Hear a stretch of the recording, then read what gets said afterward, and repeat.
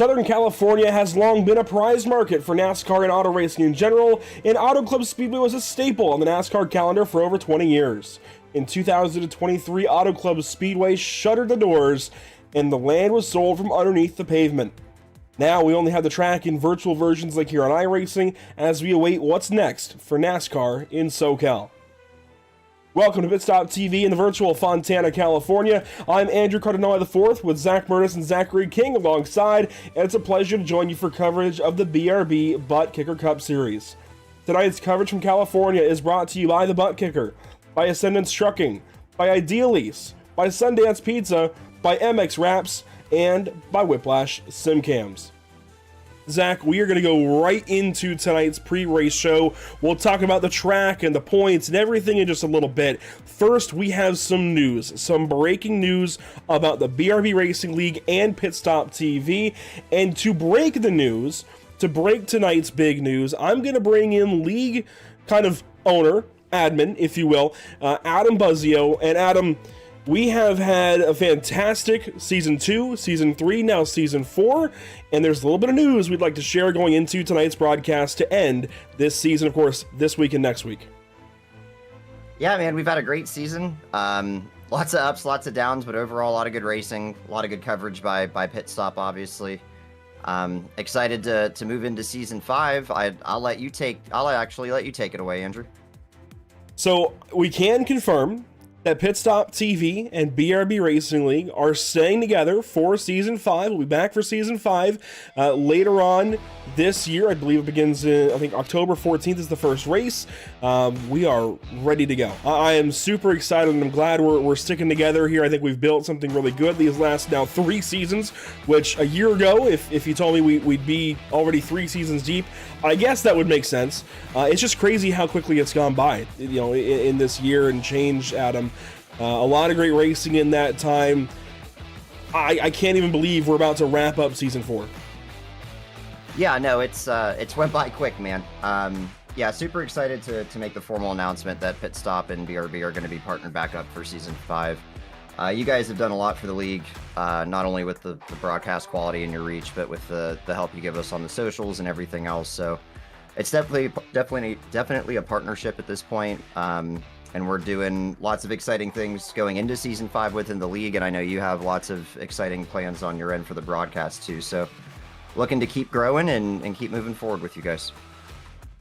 And of course, I also want to talk to you about your performance as a driver, because of course, it's nice to get that announcement out there, talk about the league as a whole, but let's talk about Adam Buzzio here. As far as California goes, you last finished at California, the one race that BRB has done here before, in 4th place here at Auto Club Speedway. So you clearly know how to get it done at a place like this, at this particular place. Can you back that up here tonight? Yeah, Auto Club and Chicagoland both have always, historically been really, really good tracks for me. I am struggling a little bit tonight. As a lot of people probably noticed, myself and Steven have not been racing the last, I think it was 7 total races, 7 or 8. We did come back for Talladega last week, but this is my first more traditional oval, being back on the track, and I didn't get a lot of practice in. Dustin and a couple other guys are really, really fast. One thing we've always been good at is managing to save our tires at tracks like this. Auto Club does chew up the tires pretty good, especially if you're kind of overcooking that entry lap after lap, trying to gain or defend position. So I think for our first real oval back, we're gonna be a little bit conservative and just try to bring her home in one piece. But yeah, I'd love to be running up front though. And I'll pass over to Zach King. I think he's got a question for you as well. Yeah, Adam, you've won a race in Season 1, run I think 2 races in Season 2, and then 1 race in Season 3. Still looking for your first win. I know you were on a few starts this year, but what are your plans to try to get a win before the end of the season and keep that win streak alive? Oh man, I think it's gonna take some luck. We got the guys in the chase right now. I mean, obviously they're practicing a lot. I've seen quite a few people in every single practice we've had up. It's going to be real hard. I think tonight's probably our best shot to get it. Yeah, man, I didn't even think about that. That's too bad. The streak will die, but it was for the greater good of the league, so willing to make that sacrifice. But I think our best chance is definitely tonight. So maybe if we can take advantage of some others' misfortune and just maybe get lucky on some strategy. I don't think we have the speed to win, but maybe we'll be there at the end. Adam, good to talk to you. Best of luck this evening. Going to be a wild one out there. It is the Ideal East 250. Maybe we'll see the 5-car in victory lane later on. Yeah, thank you guys so much. And Andrew, thank you guys for everything you do over at Pit Stop. Look forward to moving into October with you. There you go, Adam Buzzio. At the beginning of tonight's broadcast with some big news for us, kicking things off. I didn't get the graphic up yet. There we go, the MXWraps.com pre-race show. It's been a hectic day. Of course, the iRacing build released today, so it has been chaos getting ready for this broadcast. But Zach, I'm glad we're able to be here now, and we have our next guest ready to go, just like that. Zach Mertis is working down there. Let's go ahead and bring in Coulter Clark now. Coulter, you went ahead, you kind of took the go-ahead win last week in Turn 4 at Talladega. Unbelievable finish. A week later, can you believe it any more than you did then? No, not really. It's still kind of crazy to me, but as of right now, it's kind of in the rearview mirror. Got to look forward to, tonight and, try and do it again. Trying to do it again. A new paint scheme on that 54 car as well. MX Wraps on the hood of that one. How do you feel about Auto Club here this evening? I mean, you are now the top driver that is not in the chase. I mean, that's got to feel pretty good. Yeah, it's exciting. Got a little bit more pressure on me, feels like. So, but Auto Club, it kind of reminds me of Michigan, and Michigan's a track that I really, really like. So I feel pretty comfortable. I finished second here last night, so yeah, gonna try and redo it, hopefully one spot better. Coulter, you pulled off a masterclass last week, getting through the carnage and pulling away for your first win. What can you do to bring the momentum together and carry yourself in and try to go for back-to-back? Really, it's try and be as clean as possible. I feel like I find myself making a bunch of mistakes, so just trying to tweak those out and just make the day easier on myself. I have the pace to run up front. I just have to put it all together. Coulter, it's going to talk to you again. I know last week was chaotic and all the emotions were flowing and everything. Hopefully everything is set in. You are now a BRB Racing League winner. Zach King tells me there's only 18 people, including you now, that have done that. So that's pretty good company to be in. Congratulations again on that win last week, and go back it up tonight. Yep, thank you, Andrew. That's Coulter Clark this evening. We'll move right on down to our third guest this evening, and that'll be Dustin Stallings, who enters tonight. We haven't looked at the point standings yet, Zach King, but let's go ahead and do that now. We will bring up the point standings because this is pretty relevant, actually, as to why we're going to be talking to Dustin. He has been leading the point standings for a long, long time now and enters tonight with a 16-point gap back to Ronnie Osmer. And while it's not mathematically down to these two, Zach, it is mostly realistically down to these two. And I'll pivot over to you, Dustin. With that number in mind, 16 points, within 2 stages, if you are not up front, he could get to you. What's the game plan here tonight? Honestly, I just try not to have that in my mind and just run my race. I've been pretty good at staying focused and stuff, and even there's some races where I've made mistakes, but luckily stages kind of helped counter that. But yeah, in practice, Ronnie's got some good pace. Me and him were running together there for, I can't remember how many laps we were running together, but definitely got pace, and I'm sure that we'll probably be around each other for a good portion of the night. So it's going to be interesting. My mindset's just race my race and kind of do what I need to do and do what I've been doing all season. I know that the headlines, the questions, and the comments and everything are pretty tiring, honestly. You know, can you get away from him? Can you seal up the championship and all that? But it's part of the course. It comes with the territory. I'll pivot, though. I don't think you're going to like this one too much better, but last time the league was here, it was season 2, and you got crashed out in turn 4. It was a massive accident. You hit the wall really, really hard after getting collected by Sean Lester out of turn 4.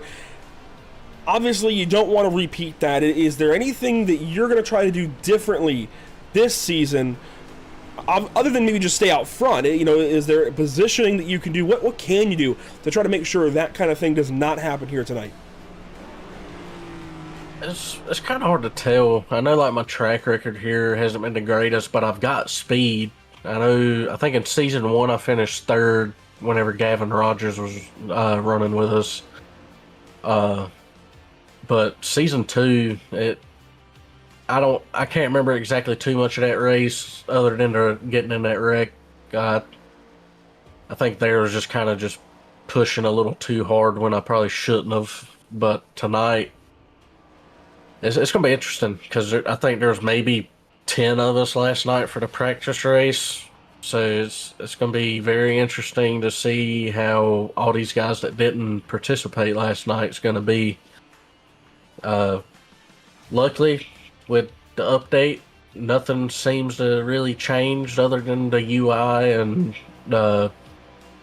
little things here and there, and so it's kind of a plus. I was kind of expecting a huge kink in things like there usually has been for us over the seasons, but yeah, it's just kind of just take my time and don't force an issue or anything, and just try to drive smart, because this track will bite you real quick just because of how bumpy it is. If you on the throttle too much, it bumps will upset the car, even crossing seams.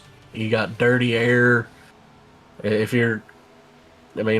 air, it's kind of tricky to try to navigate, but it's part of it with these cars. And at this point, I'd love to try to close this thing up and secure it, but I'm not gonna have the mindset on, I'm gonna, like, this is mine. Like, anything can happen. So I'm just staying humble to myself and try not to get too caught up in it and get a big ego or anything. So it's gonna be interesting. It should be fun. Dustin, 11 different winners this season. You have 3 of them. You lead everybody else. What has been your strategy to win these races this season so far?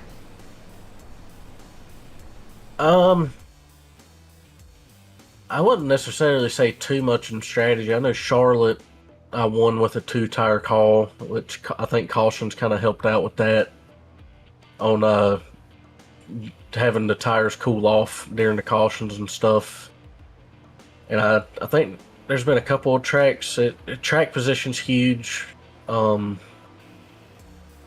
a lot of places like here, tire management is probably one of the biggest factors, I would say. But as far as like the past 2 seasons, my weak point has been stage points, and this season I've kind of prioritized them, honestly, and I think that's been the biggest difference. And just kind of putting in work throughout the week, getting ready for these races, and just trying to find the limit, and having a good team around you, and our alliance with Spirit Racing, that's helped out big, because if any of us are struggling, like, we help each other out and kind of bounce things off of each other, and just kind of working together really well. And I think that also is a big thing, having a team around you that's there to support you and build you up and kind of just be there, and means a lot. There you go. Dustin Stallings will look to continue what he's doing so far in practice. P1 in practice. Keep that up, Dustin. We'll be watching out for you to see what you can do against Ronnie this evening, and maybe keep that 16-point gap up, even extend that. We'll see. Best of luck. I appreciate you guys. Dustin Stallings looking to go for broke this evening and keep the championship hope alive. Of course, he's got a big gap. I say big. It's decent. It's a good enough gap, right? I mean, it's 16 points coming into tonight as there's some extracurricular there in the background. 16 points, solid gap, I'll say. I think that's a fair way to put it here, Zach. That's 16 points is pretty fair. Yeah, I don't know if you'd say 16 points is fair. I mean, that's just finishing second in both stages. I mean, it's a very tight battle right now, and this is where it's going to get really, really interesting to see what strategies pulled, because we know Ronnie, he flips the stages almost every week, and that was kind of his Achilles heel once the playoffs started, or once the chase started, and he's starting to not pull that strategy, and I feel like, honestly, this is Ronnie's championship to lose. He's shown speed at a lot of tracks this season. He's a rookie.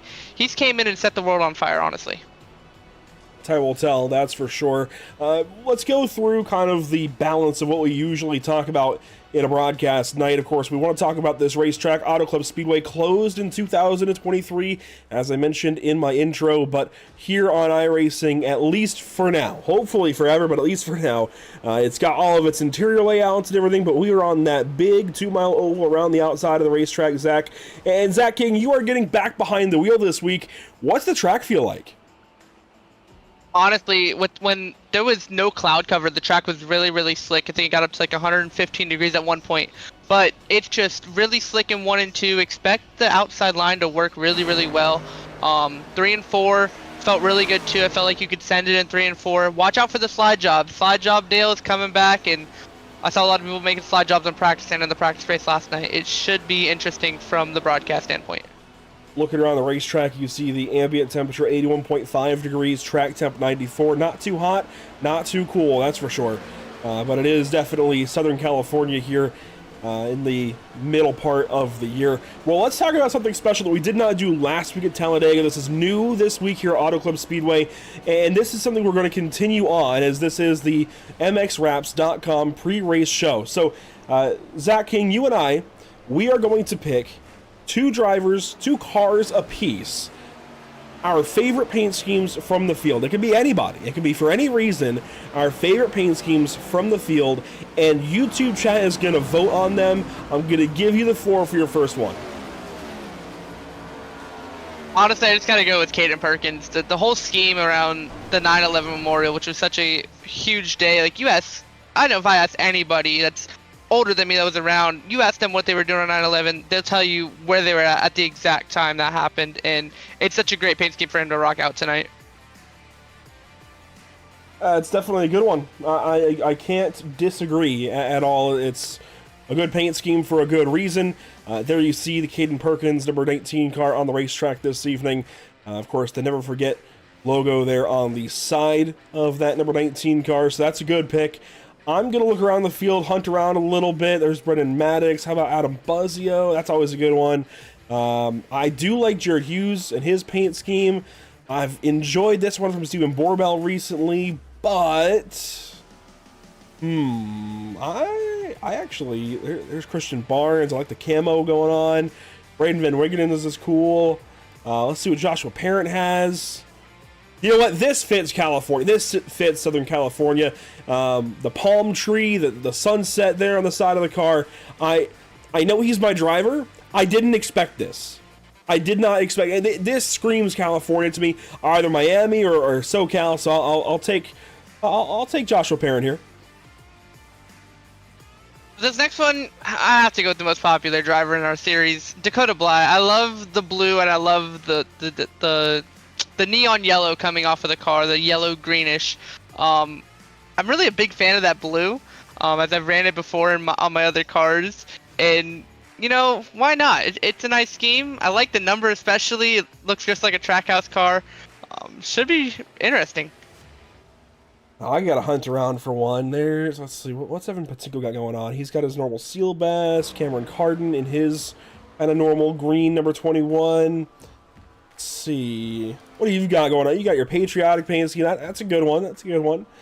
Cameron Gilmore, what's he got? That's pretty plain. Braxton Skinner, same thing as usual. We're just looking around, hunting, finding, trying to find something here. You know what? since it is the first one, it gives us an opportunity to do this for this guy. Dustin Stallings, he has got his daughter's artwork on the car. I think that's cool, and we haven't been able to do this yet, so we'll do it. It's going to be Dustin Stallings, and I'm trying to label this in the poll. There we go. So YouTube, you can now all vote on your favorite paint scheme. You just saw them there, and you'll see them throughout the race this evening. But those are some of the paint schemes up for vote. And Zachary King, I'll let you get down trackside and go qualifying. Thanks for joining me here for this one, and hopefully we're talking to you at some point during the race. Yes, sir. Thank you, guys. Good luck tonight, boys. That is Zachary King joining us for the pre-race show. Zach, I'll welcome in Zach Murtis now to the broadcast booth finally. And we have one more piece of pre-race show to go over. Zach, are you ready for this? What's that, Andrew? We have got, for the very, very first time, power rankings. And this is going to be special. I'm excited to show this off. I want to shout out my boy Joe Boyer for helping us out with this. He used to broadcast with us at Pit Stop TV years ago, and he's kind of, we each kind of gone separate directions. We reconnected, and he was able to help us out with the metric for these new power rankings. This is ranking every race since we got back from our summer break, Zach, and here they are. Power rankings, bottom right of the screen. Ready for it? Bottom right. 3, 2, 1. Boom. Ronnie Osmer on top of the power rankings, and we can use this throughout the broadcast. It's going to be a great storyline, I think, all night long. Power rankings, who's hot, who's not. The top 10 in power rankings are all listed there on your screen, and the perfect score is 100. So this shows everything's been all over the place, Zach. I mean, top 10, and we've got drivers that are in the 40s when the perfect score is 100. So we'll see this move up and down over the next couple of weeks here in Las Vegas next week. But as qualifying gets going, we'll talk about that and circle back around to these power rankings. But this is going to be a lot of fun to talk about and add to the broadcast here tonight. Yeah, absolutely. I think it's a really great tool to have now, and it adds some more complexity, so that way we have more talking points. And I love being able to have these talking points, and it's such a crazy thing, really. Like, looking at it right now, it's really, really crazy to see how perfect score is 100 and the highest guy is still like 33 points off. I mean, that's incredible. That's insane to me. Before we go to qualifying coverage, do you have any surprises here on this graphic? Honestly, no. I got one. Caden Perkins? Yes, Caden Perkins. That is a surprise to see him top 10. He's been running his tail off, doing everything he can, but he's also been really consistent lately, finishing up front when he needs to. Let's see, is he on track right now for He is, and here he is. So he is definitely a happy surprise to me to be on this graphic in the top 10 in power rankings, and we'll see if he can stay there after tonight. He's super confident. Was talking to him pre-race. He is super confident going into tonight. Really feels good about this place. We'll see what he's got here. He's on his first qualifying lap. Let's ride on board.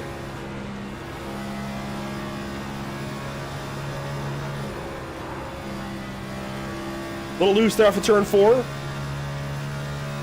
That's going to hurt his second lap too, unfortunately. Let's see what he's out for lap 1. It's a 40.35. It's going to be a little off.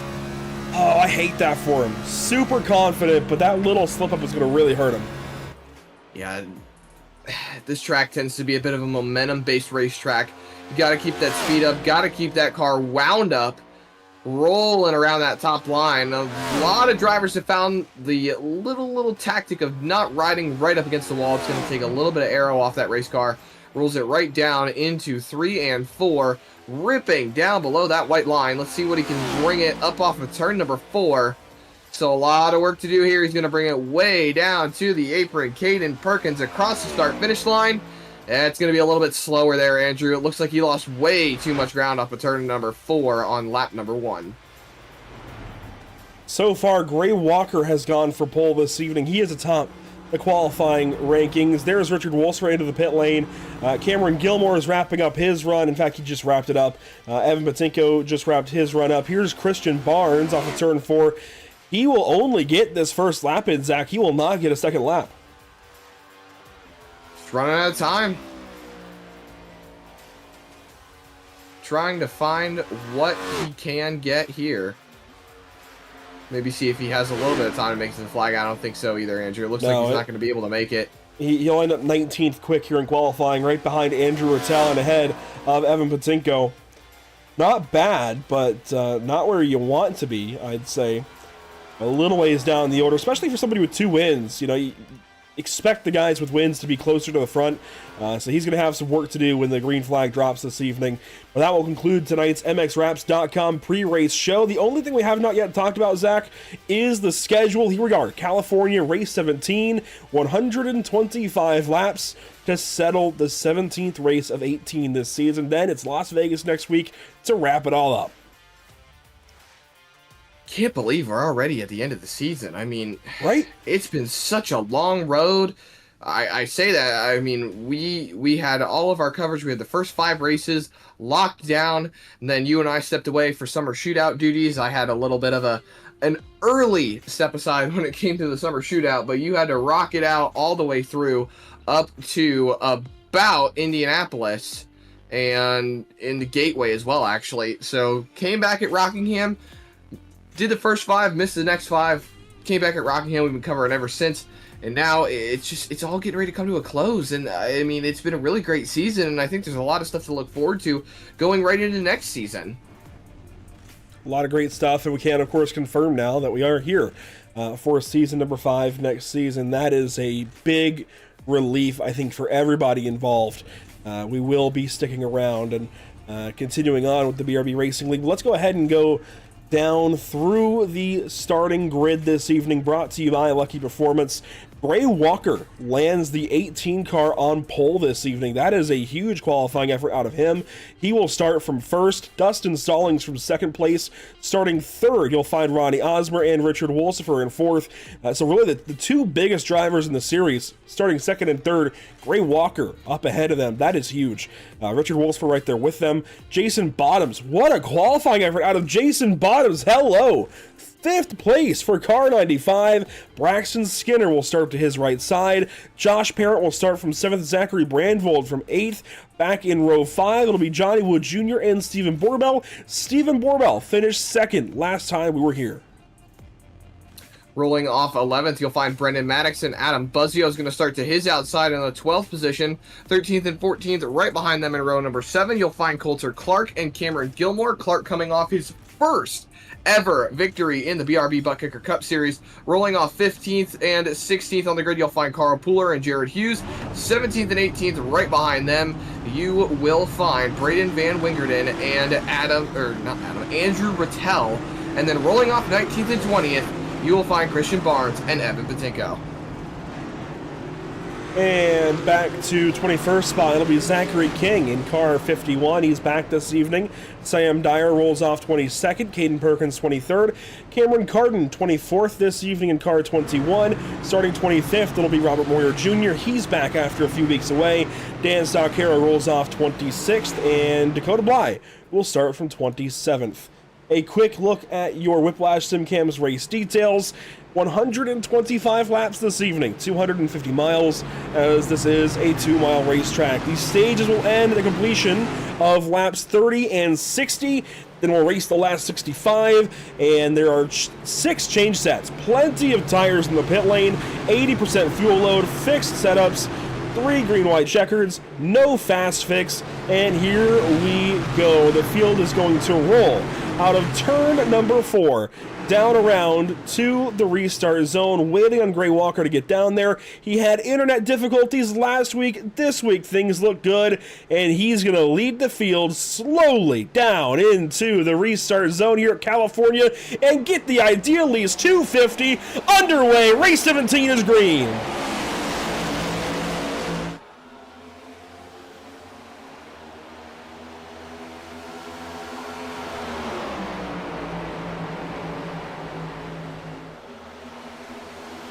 All over the racetrack, through the first couple of corners, Ronnie Osmer digging down low.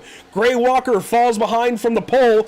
Dustin Stallings takes over the top spot, and Jason Bottoms is headed backwards in a hurry. In a 3-wide situation, Josh Parent in the middle, Brendan Maddox up top. They might get 4 wide here with Johnny Wood Jr.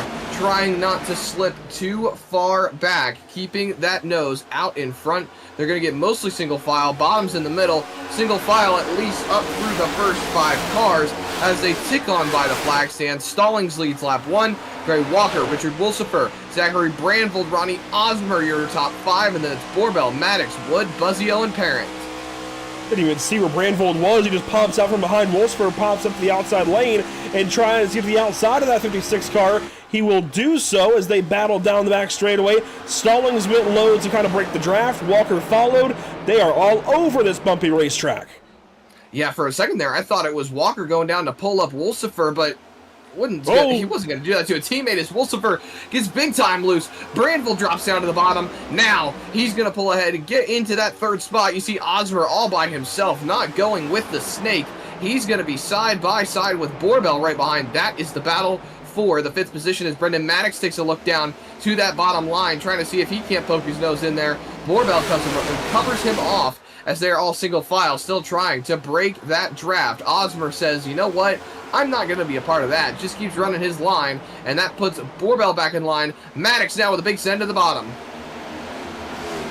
And that covers up Johnny Wood Jr., who falls back to the 8th spot. You know, we posted the question earlier today on Facebook, actually, who you got, as we've been doing every week since we came back and went racing at Rockingham. Actually, I think we missed Rockingham and then every week after that. Anyways, we put up Dustin Stallings and Johnny Wood Jr. on that graphic versus the field.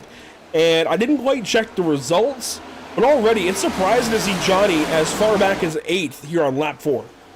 You saw Gray Walker actually tap the wall there, and they're going to make more contact here, running for that number 5th, or that 5th place position. Osmer's way up top, almost ripping the wall, the Larson line, as they like to refer to it as, and he gets a big shot up off of turn number 4. He's going to have a huge run down the straightaway. He's going to pull right up to the back bumper of Brandvold, clears Borbell. Now he goes to the top line, tries to find his way moving forward. Zachary Brandvold down to the inside with Richard Wolsifer throwing the defense, and Osmer seems like he's got something figured out up on that top line. He's going to pull up alongside Wolsifer. He will not, but he will keep that nose out in front of the 55. Catching a random cloud, it seems, down the backstretch. Everything just got dark into turn 3. Wolsifer defending the inside lane. Here comes Osmer up top. The only non-chasers in the top 10, those are Borbell, Rattel, and Pooler. Everybody else up here battling for a championship. Wolsifer needs a good points day after losing out on the last couple of races. Wasn't able to get a good points total. His championship hopes are well set and over, but he can still gain a couple of positions left on the few races that we have. But you've got Ronnie Osmer, who is in contention to try and steal this one away from Dustin Stallings as he gets a little bit of a contact there from Richard Wolsifer, pulls up to the back bumper of Gray Walker. He's got a sight set on 2nd. That's only one car between him and Dustin Stallings, and whatever points he can take away from that 0-0, he's going to try to make it happen. He's going to have a run here on Gray Walker, goes right to the inside of the Whiplash Simcams number 18. That'll be a pass made. Osmer will get that spot and make Gray look like he was standing still. So I think the power rankings are right, Zach. I think Ronnie has got the edge right now, but Dustin's got the points advantage, and he's just been so good at winning these stages. I don't know. Can Ronnie get there? Ronnie has been doing absolutely phenomenal. He is not playing into Dustin's game of going down and trying to hold that draft. He's just running his line as we got a bit of a breakup back here. Braden Van Wingert, and you saw the smoke in the back of the camera, or the back of the shot, really, off of turn number 2. Wasn't sure who that was from. It looks like Wingerton is dropping down a little bit there. You see the battle up front, though. 3 wide. Borbell up top. Walker down to the bottom. Brandvold and Maddox into the mix now, trying to see where they can go as they all fight it out for the 3rd spot. You could toss them under a blanket. You know, it makes you wonder, Andrew, why they needed to tear this racetrack down. The racing here is always great, no matter what kind of car or package you bring. It always seems to put on some phenomenal racing, but the real estate right now for racetracks just seems all that too popular. And obviously we have lost this great speedway to the relics of time, but it's lovely preserved here on the iRacing.com sim. Pass made. Brendan Maddox moves up into 5th. He gets by Richard Wolsifer. They all get down to the bottom lane there across the stripe. And here comes Carl Pooler. He's trying to help out his teammate Johnny Wood Jr. to get him by Zach Brandvold. Granville was in the top 5 when this race started. He has dropped back now to 7th, although he works here on Wolfsburg for 6th, and he gets that spot, it looks like, for the time being. Switch it back. Branville taking a look down low. Johnny Wood Jr. is going to pull up alongside that 55 car.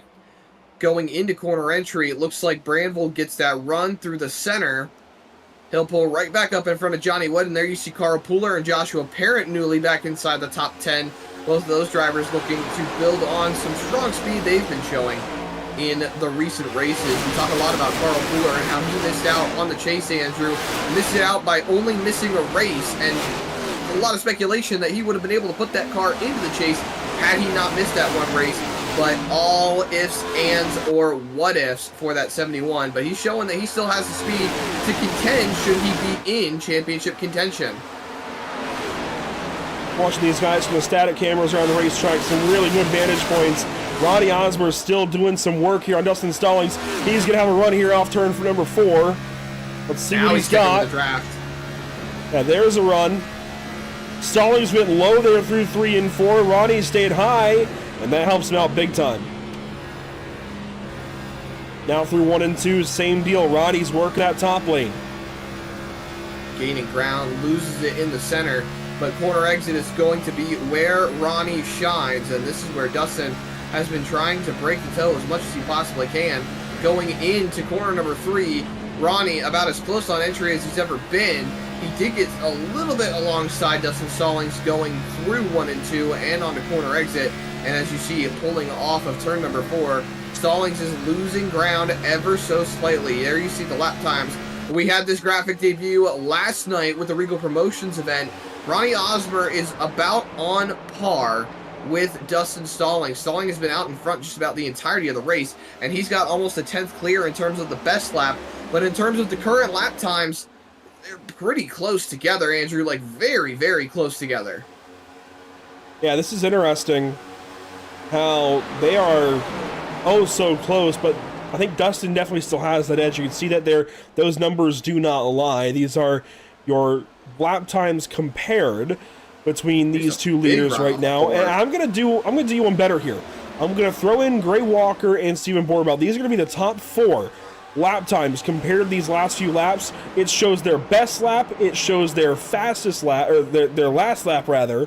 So last lap around, Dustin was just a little bit slower than Ronnie. Gray Walker, Steven Borbell just a little bit slower each than the both of them. So that's how your top 4 compare right now. Yeah, top 4 absolutely very close together. You see Wolfsburg in the background fighting it out with Maddox and Brandvold, trying to hang on to his current position, but the fight's still up front. That's the big focus. Osmer keeps closing inch by inch, little by little, every single time on corner exit, especially here on the front straightaway. Turn 4 seems to be his strong suit on the racetrack right now. Only 14 laps in to this 125 lap event. Now Stallings is starting to realize something, and he's taking that line away from Ronnie Osmer, putting some dirty air on that nose and trying to prevent him from closing up ever so much on corner exit. And it definitely worked that time. You can see the gap expanding a little bit as they go down to the back straightaway. Ronnie seems to be getting a little bit more aggressive, trying to stick with the toe. Now he goes to the bottom to get some clean air on that nose. Stallings is going to cross the wake, put dirty air on the nose once again, and that's going to stack it and lose the ground to Ronnie Osmer. As you can see, Stallings is now gapping him down the front straightaway. And let's show this graphic again between Stallings and Osmer. Last lap for Stallings, a .497, for Osmer, a .622. So there you go. Stallings gained a bunch that last lap, but excuse me, while Dustin loses time out of turn 4 by running the bottom and Ronnie running the top, I don't think it's that advantageous for Ronnie down in 1 and 2. I don't think he's gaining that much. I feel like because of the tighter exit out of turn 2, it's about 6 to 1/2 dozen the other where you exit the corner, but out of turn 4, it's definitely an advantage to run high. Yeah, Ronnie is doing an absolute great job off of turn number 4, and you can see comparable on the lap times just how much that dirty air was affecting that 15 car. And this right now, oh my goodness. Long day at work, huh? Well, this right here is going to be Carl Pooler. This is Carl Pooler and Coulter Clark. These two were fighting for the top spot in the kind of best of the rest competition going into Talladega last week. They're still fighting for that spot, but Carl Pooler has lost it to Coulter Clark now that Coulter has got that win. It's interesting how things change so quickly in this series. It's sideways at a turn 4. Carl Pooler falls back now to Cameron Gilmore. And if you're wondering about the best in show competition for the MX Wraps, best in show for the MX Wraps pre-race show, that is going to run through the beginning, or through the end of stage number 1. So you still got some time to vote for your favorite paint scheme of those 4. So far, Dustin Stallings is the best of the bunch. He runs here in first place. The next car in that vote is going to be Joshua Parrott. He runs down in 10th. And then you've got, having to remind myself, you've got Caden Perkins down in 16th. There he is. And you have got Dakota Bly, who runs a little off the pace in 27th right now. He's just kind of playing from the back of the field, I think, waiting for this race to come his way. All you can do, really, just wait for this race to fall in, and if you can just kind of find your groove as the race goes on, I think the first stage is going to be a really great indicator of who we'll see trying to fight for it towards the end. I think the top 10 at the moment are going to be cars to watch throughout the majority of this race, as we see a fight now. Wolsifer on defense with Granville looking to the inside, that top line prevailing on corner exit for Wolsifer. And he's going to point that 56 forward, chasing down the 23 of Brendan Maddox. Stephen Borbell has moved himself clear and cut and dry into the 4th spot. He's going to take a look to the inside of Gray Walker in that number 18. You can see all the action unfolding as we ride on board with Zachary Brandvold, who gets to the quarter panel on that 56 car. Wolsifer can't quite get it done. The side draft here, ever so powerful, but you have to be able to get there. You have to be able to show the nose to show that you can take that side draft and take the air off that car in front of you. There are battles all over the racetrack, Zach, but this one's still continuing on between Brandvold and Wolsifer. Now it'll split up a little bit. There was a battle right behind these guys as well between Rattel, Parent, Clark, and Wood. And they're still battling. In fact, Johnny Wood Jr. and Coulter Clark are side by side. There they go to turn number 1. Johnny Wood Jr. down low. He doesn't have that kind of pace we expect out of him. I expected a lot more out of Johnny, to be perfectly honest. I expected him to be fighting up a little bit further on. As you see Coulter Clark looking to the inside to take that 75 car out of the top 10. Out of stage point contention as well. This is where things start to get a little murky too, because Johnny Wood Jr. has had some solid efforts up inside the top 10 most recently in quite a few races. There's always something to take away from just how these guys are running with their performance, and I don't want to start knocking Johnny down too soon. But I do think he needs to pick it up a little bit. I think he needs to get some stage points here if he wants to stay in good contention when it comes to the points total. Still working on Coulter Clark. This again for the 10th spot. There is now a battle ahead. Stephen Borbell and Gray Walker. There they are. Walker battling for a championship this season. Borbell not in it, but he did finish really well here last time we were here. In fact, he was the top finisher of all returning drivers this evening. Gavin Rogers won that race back in season 2. He is not here tonight. Brendan Maddox, he also finished in the top 10 in that race. He now moves into 4th.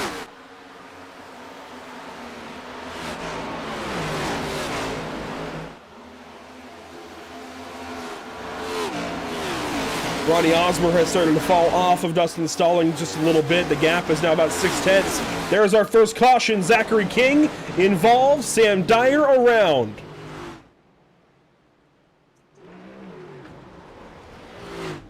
Sam Dyer, one of our chase drivers. Kind of the out of the blue type pick that we have seen in recent weeks. Take a look at it here. This is going down into turn number 1. Racing with King, and Zach just got up the racetrack and tagged him. Cameron Carden just misses it. Oh my gosh, Robert Moyer just missed it. There's a nomination for your lucky performance, lucky break of the day. Yeah, maybe. Let's watch this from Jared Hughes on board. He was trying to pass Zachary King. The big block was put on there by the 51 car, and then Zach just got in deep and it backed up the racetrack immediately. And it all just happens there on the outside of Jared Hughes.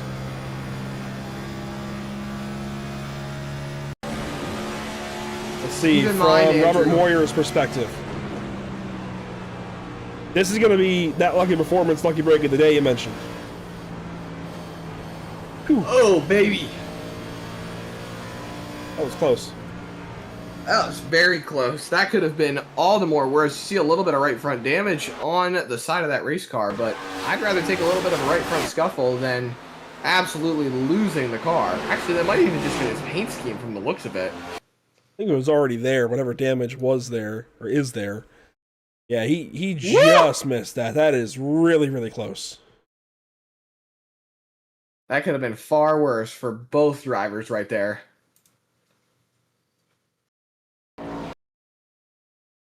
One more look at it coming from the perspective of Cameron Carden. Just moved to Oklahoma to pursue a new education, if you will.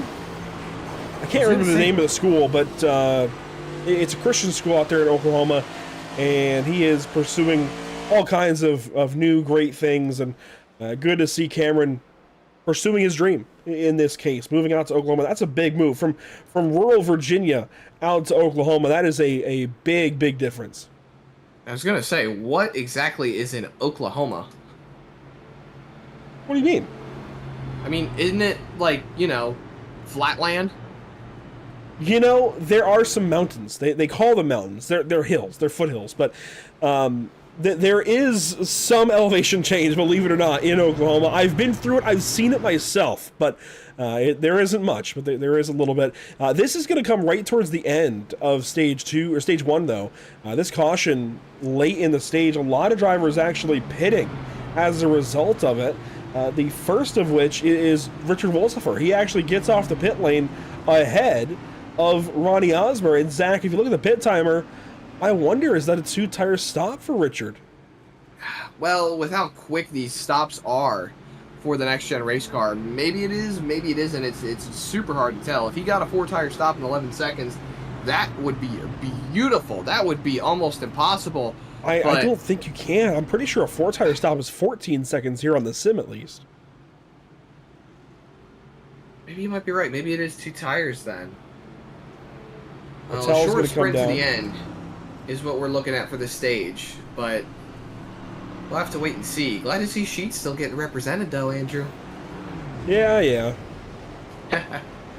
Well, Look, Patel man, comes in for service. I prefer Sheets. You can knock me down a peg or two on that one. I know you have your preferences as well. I think you said your preference was Wawa, even though there's not even much Wawa going on here in North Carolina. Hey, they're opening up. They've started opening up in your neck of the woods over on the east side of the state. They are opening up. They are getting ready for business. Wawa is making its presence known. And there's even stores planned for Tennessee and surrounding states, so watch out. A Wawa could be headed somewhere near you very soon. But we've got a restart on our hands. This will come with 100 laps to go in the race, 5 to go here in stage number 1. The field works down the back straightaway here over those bumps into turn 3. You see Andrew Rattel rejoining the field. One other car behind him, that is going to be, I believe, Dan Stoccaro, and Dakota Bly has actually gone 1 lap down. I don't see any damage. Oh, I do see damage. Hang on. A lot of right front damage. I don't know what happened to him, but he has gone that 1 lap down. He'll try to get back on the lead lap here soon, but for now, there's the field. Dustin Stallings, Brendan Maddox, they choose different lanes. Their teammates, though, on the front row for this one, down to the restart zone. Let's get this race restarted. The Idealese 250 is back green here at California.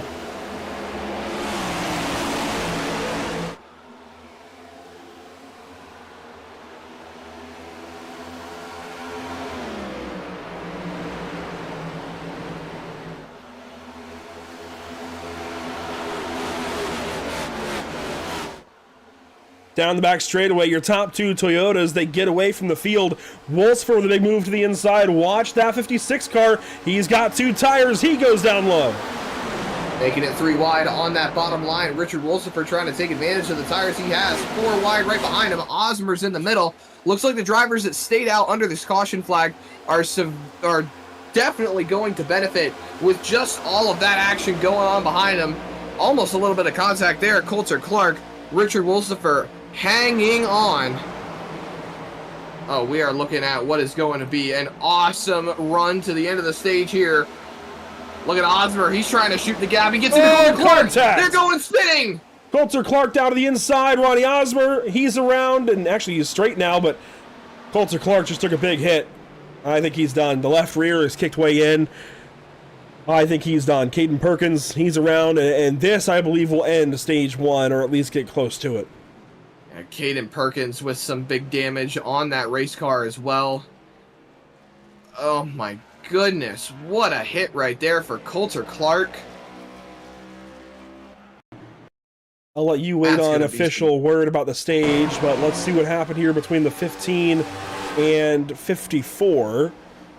So, of course, 4 tires on Ronnie Osborne's car, none on Coulter Clark's 54 car. Ronnie comes up the racetrack right there. Oh, Coulter hit the wall, came down. Oh, man. This is huge for the championship. This is really big. I'm experiencing a brand new way to look at everything right now. Obviously, it being build day with the iRacing.com sim, there are things that are still new to me that I'm still trying to figure out, and I can't see who has got meatball flags and who does not in terms of repair time, but I can tell you for certain that that will be the stage yellow. So the stage will end, and there you see the back end hit. Oh, yeah, his right front is all kinds of messed up. Look at the wheel. Oh, my goodness. Ronnie Osmer. This might be it, Zach, for the championship. Never say never. I know, never say never. Dustin could crash out, but this is going to end stage 1 with Dustin Stallings out front. This is big.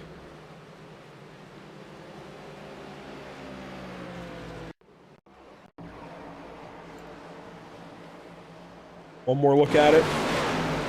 Watch the 54 here of Coulter Clark. He's going to just tag the wall, bounce off it, goes spinning down, careening to the inside wall, right there. Oh my gosh. That's worth one more look.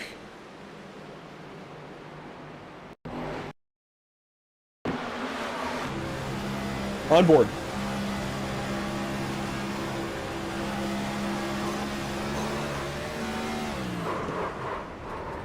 Nothing he really could have done. I mean, maybe he could have released the brake and tried to get closer to missing that wall, but it's very likely, Zach, with the speed, the exit velocity he had off the racetrack, it's very likely he was going to hit the wall at some point. I think he did a really great job, honestly. I think he did a great job of trying to keep it off the wall. It's a hard deal. There's not much you can do there.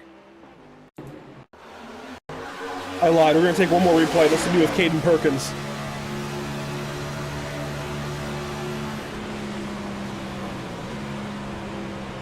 Hear him downshift mid-corner trying to get the revs. And he's just going to get a little bit of contact right here with Johnny Wood. And then he gets hit by Ronnie Osmer. And that is unfortunate. 2 Accelerate teammates wiped up in this one. One of them possibly out of the race, or at least close to it. He has got a lot of damage, does Coulter Clark. Also in the pit lane are Ronnie Osmer. There's his 15 car. Dakota Bly in the pit lane. Caden Perkins, Dan Stoccaro. There's Stoccaro. Almost missed tonight's race for the iRacing update. He gets in. Boy, he's been thrown for a whirlwind with the update, and Coulter's going to get back out there. I'm surprised. But Roddy will not.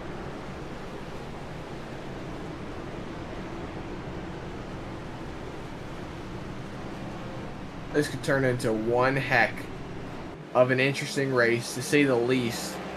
As long as we don't have any lap down cars, then he could potentially try to fight his way back onto the lead lap. Ronnie Osmer could.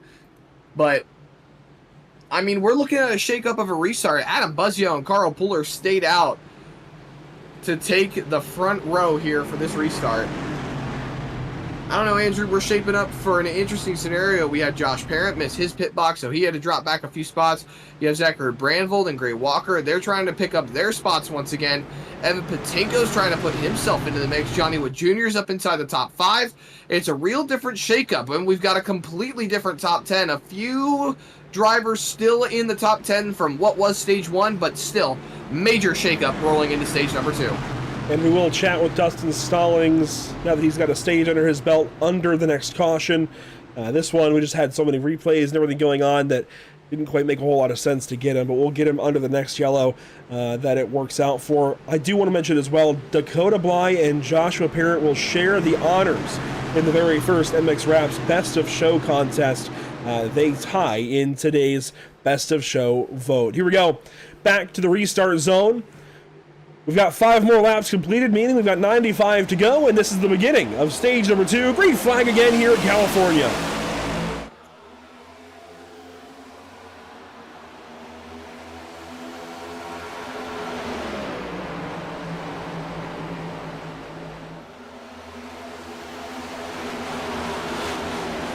A bunch of mixed strategies across the racetrack, some with 2 tires, some with 4, some with slightly older 4 tires, some with brand new 4 tires. It's a mixed grab bag of emotions. And here we go, turn 3. Everybody fanning out across the multiple lanes here at Auto Club Speedway. You can use every inch from the wall to the white line. Speaking of the wall, a couple of drivers riding very up close to that wall. Coming off of turn number 4, I think I heard a couple of drivers actually hitting it. But the race continues on. It's the top 5 really, 4 of the top 5 are all non-chasers. So an interesting shakeup right up in the front. You've got Adam Buzzio trying to chase down Carl Pooler. Buzzio is one driver that has always made an effort to win at least once every single season. His last win came at Talladega just 1 season ago, and boy was everyone happy to see that number 5 car back in victory lane, and I'm sure he wants to ride the Dente into victory lane tonight.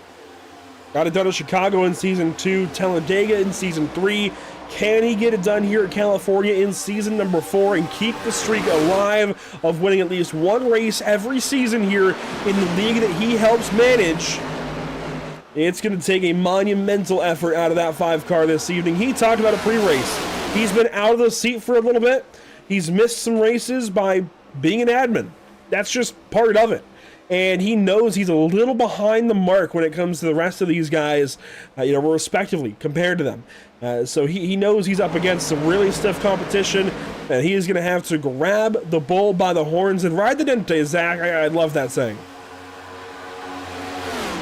Looking into a few trends, courtesy here of Zachary King, who's been very helpful with giving us some up-to-date information on the broadcast information side of things, but there's been a lot of notable drivers that have made their first start here at Auto Club Speedway that could be in contention for a win here tonight. You've got drivers like Josh Anderson, he's not here, and Dakota Camper, who is also not here. They made their first start here at Auto Club Speedway. Drivers like Cody Dorsey have also made their first start at Auto Club Speedway. Then you also have Joshua Parent, so he's the only one out of the drivers that made their first start here in Season 2, the last time this race was on the schedule, that could potentially try to knock out a win tonight. But you've also got drivers that are returning to just kind of show that they can keep up and still try to take a fight into this, as Brandvold is around on the front straightaway. No caution, though. We stay green. Big problems here for the 55 car. He was racing with Evan Batinko and Steven Borbell off of turn number 4. Let's see what happened to the 55 machine. Out of turn number 4, gets up, gets loose, and gets a tip around by Borbell. Oh my goodness, what a miss. That was close. We need another angle of that. From the drones. Zachary Brandvold up high in the power rankings, goes for a slide, and that is nearly the inside wall. Wow. Could we call that a lucky performance, lucky break of the day? Absolutely. That was very close to being the inside wall, and that would have been a massive, massive incident. He's probably surprised that he's still in this race. Hey, I would be too. That's what we call a Code Brown moment. And I mentioned the power rankings, Zach. He comes into tonight second in the power rankings. This could have a big effect. The stages aren't weighted too heavily, but the finish is, and if he is not able to recover from this, this could drag him down in this graphic. A battle up in the front. Here we go. 3 wide. You've got Buzzio in the middle, Johnny Wood Jr. up on the top line, Braden Van Wingerden on the bottom. He's been trying to show some speed lately. Now he's got a chance to do it being out in front here. Going to lose some ground with Buzzio taking that nose out in front, trying to find a way to get back up to Mr. Johnny Wood Jr. as they all chase down Carl Pooler leading the way. Maybe I spoke too soon as Johnny Wood Jr. rips around the top line. He's going to go ahead and lead at Auto Club. Carl was trying to help Johnny earlier in the race, now able to hand the lead over to him on lap number 38 of 125. We are getting closer to the end of these first couple of stages. We started to lap 60, so a little ways to go, 22 laps when we get back to the stripe. But we are getting closer and closer to just running this one out to the end. It's been a good start, and yes, I'll knock on wood. It's been a good start. Good, because it's been a good start for these guys tonight, and I don't want to jinx it. Say that, Braden Van Wingerden is in the wall. He gets a run, though, on Andrew Rattel, falls down to the bottom line. Seeing if he can't try to get squeezed in line. There he goes, right in front of Andrew Rattel. As you see him, Patinko, not exactly living up to his nickname. Down low Patinko running the high line right behind Braden Van Wingerden and Andrew Rattel. Trying to find a way around Stephen Borbell, couldn't get it done. Takes a look down low, might take Gray Walker with him. There's Dustin Stallings and Joshua Parent. That's going to be rounding out your top 10 as well. So starting to see a lot of the guys who were inside the top 10 in stage 1 work themselves back into the mix. And Patinko being one of the drivers that wasn't up there as Rattel smacks the wall in front of him. Things might start stacking up here. Change it up a little bit as Wingerden goes to the bottom on Carl Pooler. Battle for third. Pooler defending. He got some laps led this evening, but has now fallen back to what is about to be the fourth spot, maybe not. He'll move back ahead of Van Wingerden. Then Wingerden slips up to Rattel, who goes high. He's going to get split by Rattel and by Borbell. Here comes Patinko on the inside. He gives a shot to Borbell to get that two-car rolling, and he's now going to shoot up the inside. That is some down-low Patinko action if I've ever seen it. Wingerden lost 4 spots out of all of that. He lost a couple of spots early on, and then everything got checked up and passed by him in the corner. You saw him, Wingerden that is, get underneath Carl Pooler, get tight, wash up, lost all his momentum, caused that hesitation because he didn't want to jump up in front of Rattel. That's what split the 3 wide. Patinko went down to the bottom to push Borbell. Now we've got a real fight on our hands. Joshua Parent went to the inside of Dustin Stallings, but it's not going to be very much moving forward on that one. Gray Walker's going to push that 90 car past the one of Wingerden. So they'll get single file once again, but Wingerden continues to drop backwards, Andrew, losing spots left and right. Gray Walker trying to get by that one car now. Richard Wolsifer is there. Brendan Maddox in tow. Jared Hughes. Cameron Gilmore. Christian Barnes. That's your top 15 or so. Barnes racing with Dyer and with King.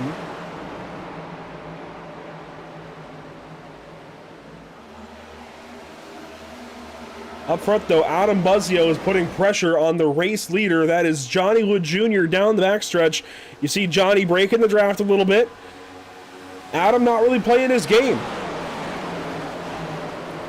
You see Adam has gotten by Carl Pooler for that second spot. A little wiggle right there off of turn 4. Trying to put as much throttle in as he can. Smacks the wall a tad. That's going to give Carl Pooler an advantage to try and close up to that 5 car. You see the lap times down at the bottom of your screen. Buzzio just a tad slower than Johnny Wood Jr. that time by. Now rolling the middle line to see if he can't find a way to rotate the center a little bit better. That exit speed, though, Andrew, so powerful here at Auto Club Speedway. Breaking the toe once again down the back straightaway is Johnny Wood Jr. And as they click through 3 and 4, I think it's just going to be Pooler trying to work with Buzzio here. Stallings now up to 4th, though. So he might play a bit of a factor in breaking these guys up a little bit. Yeah, Dustin was just 10th a few laps ago. He's now 4th. I don't know where he came from, but he came in a hurry and has moved up to the front end of this group nearly. Just a couple of more cars to go, and he's going to go right back down to the bottom lane and work on Carl Pooler. This could be an easy pass, maybe, and yes, he will get that pass made. Carl Pooler, really no objection. Can't do anything with it. Yeah, definitely also a lot of good movers since the restart took place You've got Dustin Stallings, who's up to 3rd. Joshua Parent has worked his way up into 6th. Gray Walker is into the 9th spot with Brendan Maddox just in front of him in the 8th spot. So a lot of drivers moving themselves back up into top 10 contention as Stallings tried to make one big move down to the bottom of Adam Buzzio. Couldn't quite get it done. Wasn't totally clear, but still holding that 3rd spot over Carl Pooler. Stephen Borbell might try to see if he can get his name into the mix as Buzzio's looking to the inside of Johnny Wood Jr. Stallings looked to the inside of Buzzio. They were almost 3 wide, getting back single file. Look at this top 6 though, Andrew. They are all about tucked underneath a blanket.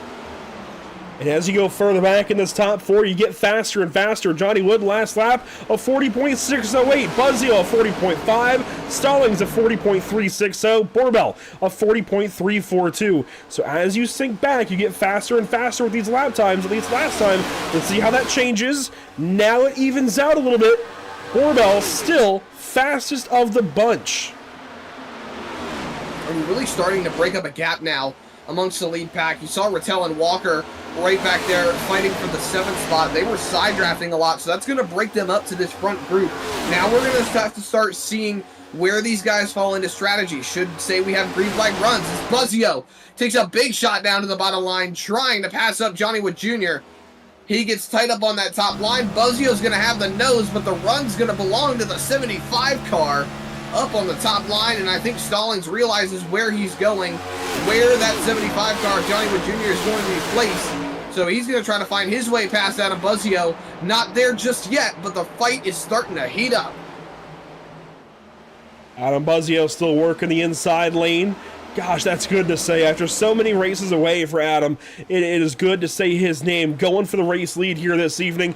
Racing with Johnny Wood Jr. and Dustin Stallings, 2 of the best in the business here in the BRB Racing League. And he's right in between them right now here in stage number 2. Dustin, though, going to go low and cross up that 5 car.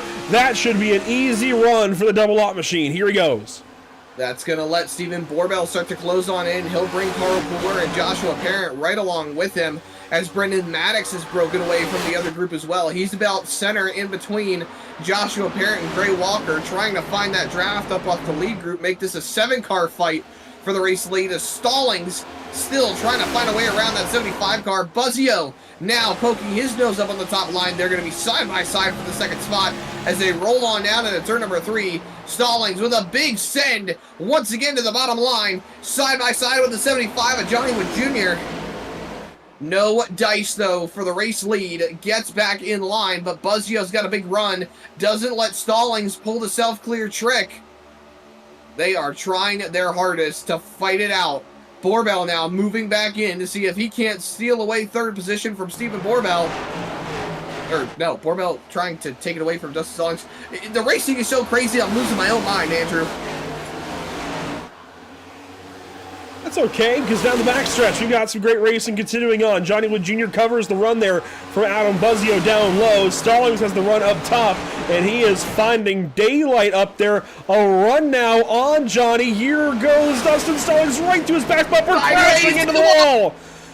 There goes Adam Buzzio down low, Stephen Borbell with him, and Johnny Wood Jr. is headed backwards in a hurry off the nose of Dustin Stallings. That one's going to sting. Joshua Parent has moved himself up into the 3rd spot after moving all around. Look at Johnny Wood Jr., though. Look at how much wheel he's putting into that race car. That's not what you want to see. 2 of the best. They were on the Who You Got graphic. Oh my gosh. That's at like 11 o'clock.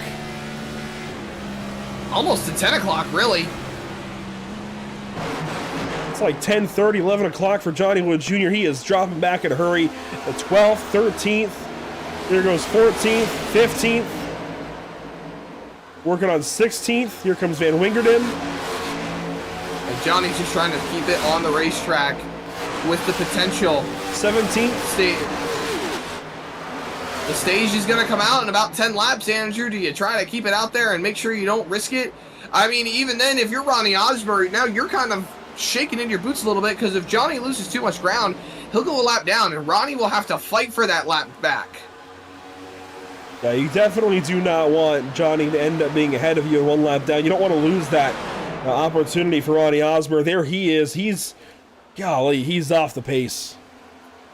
He is running Very much 41.9s. He's about 2 seconds off the pace right now, or a second and a half or so, as Adam Buzzio and Stephen Borbell are side by side. Here we go to turn 1, and Osmer is about to go another lap down.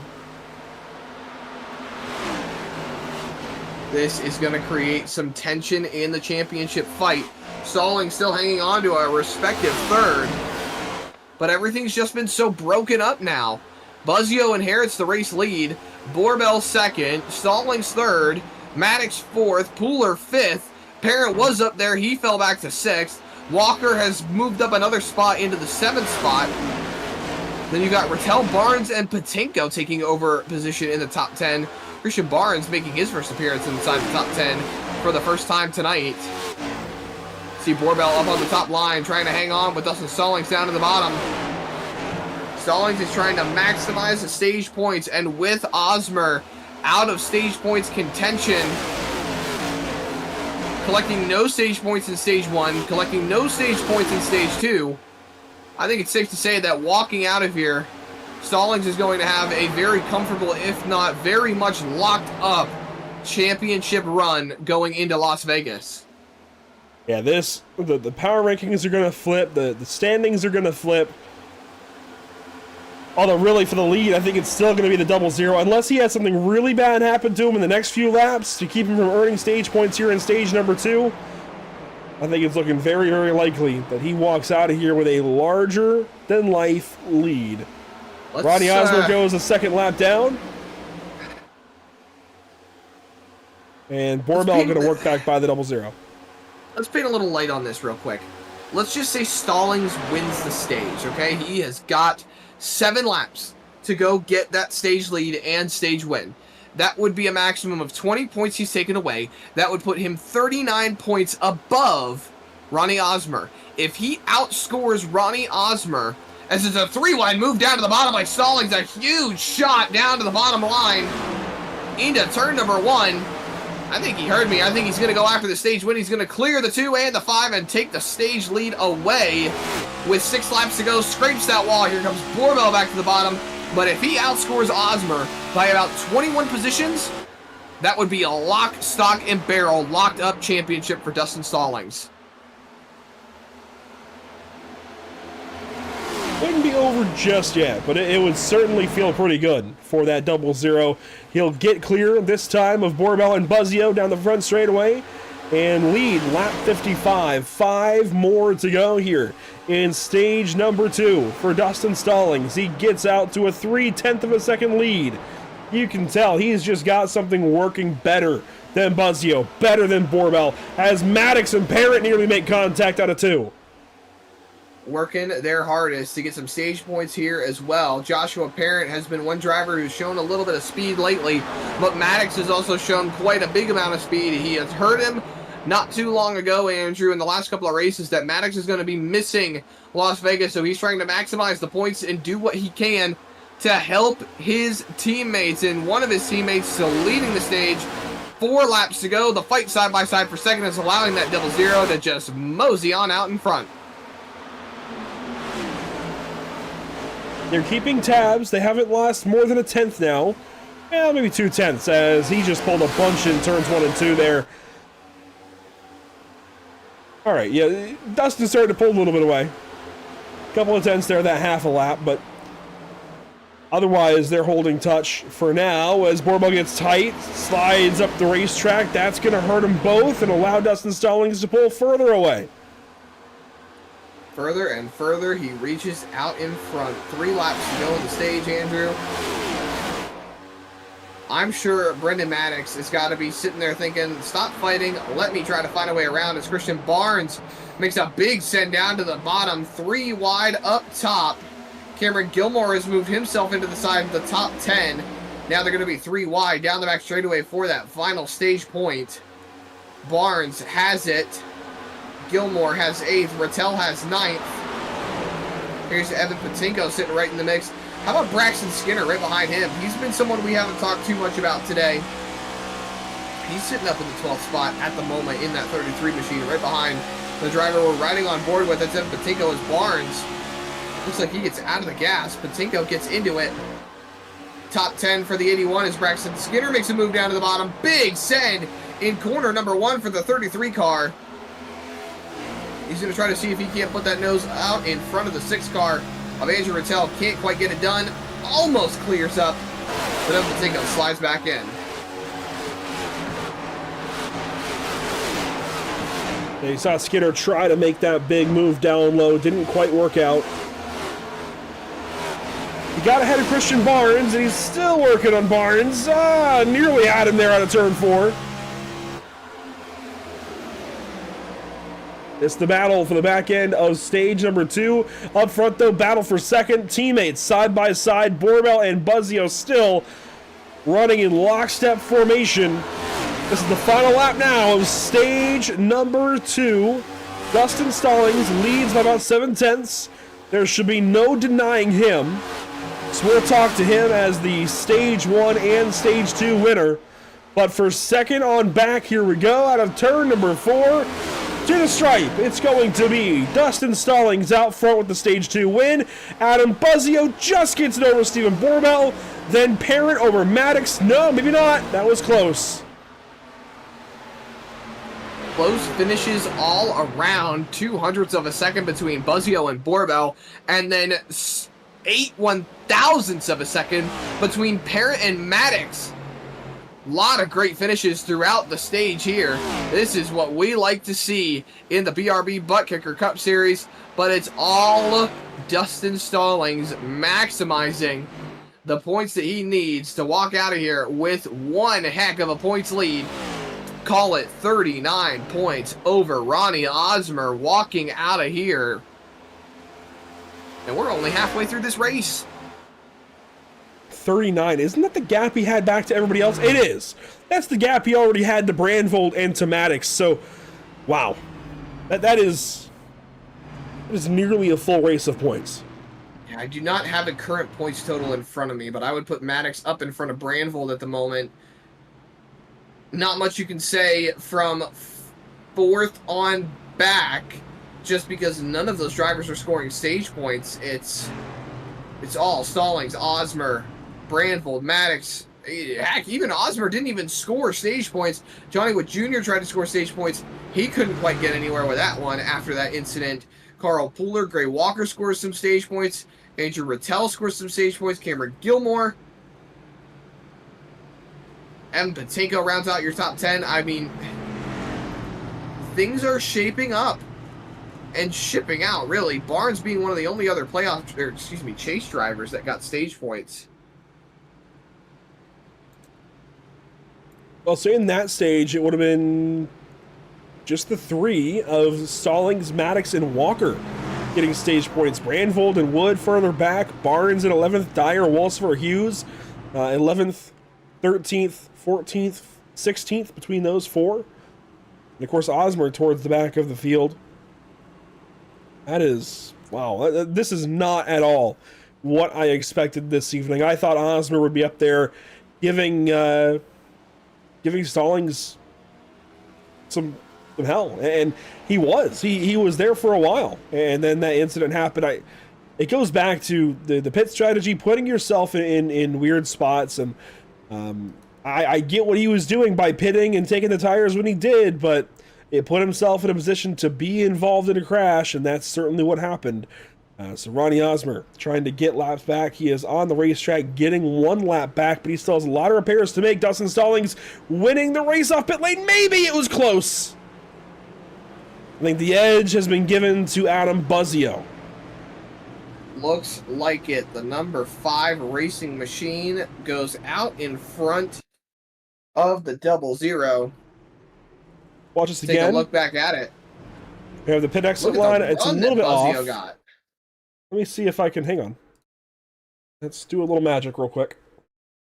Oh, I didn't think I was going to pop up like that. That's the new UI for you. There we go. The run that Buzzio got out of his box propelled him forward. So sure Look at enough, it's that. going to be Buzzio over Stallings, over Borbell, and then Parent, so on and so forth. Pooler, Maddox, Walker, Who's Maddox? Gilmore, Rattel, and Skinner, Wolsifer and Barnes, Ranvold, King, Moyer, and others.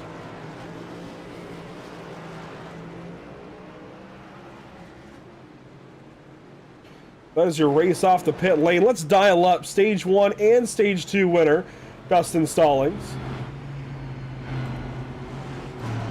We have a moment to drag him all the way through all the team channels down here to talk to him.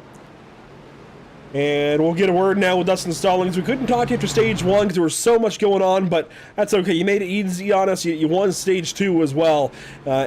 We talked to you pre-race. Now we're talking to you after 60 laps. How's the car feel? Feeling pretty good. Later in the run, it kind of seems like the tires kind of, I wouldn't say come in pretty good, but the grip, I feel like, is a little bit more consistent.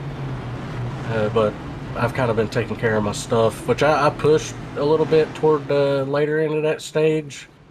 I had a real good battle with Steven and Adam, but after that restart for the start of Stage 2, I hate that I got into Jared there off of 4. When the 56 tagged me, it got me loose, and I had to chase it up the track, and he was there.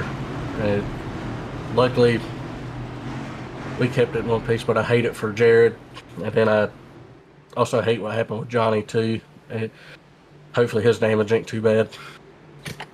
Well, Dustin, we'll let you get back to it here for this restart. Best of luck. Thank you, buddy.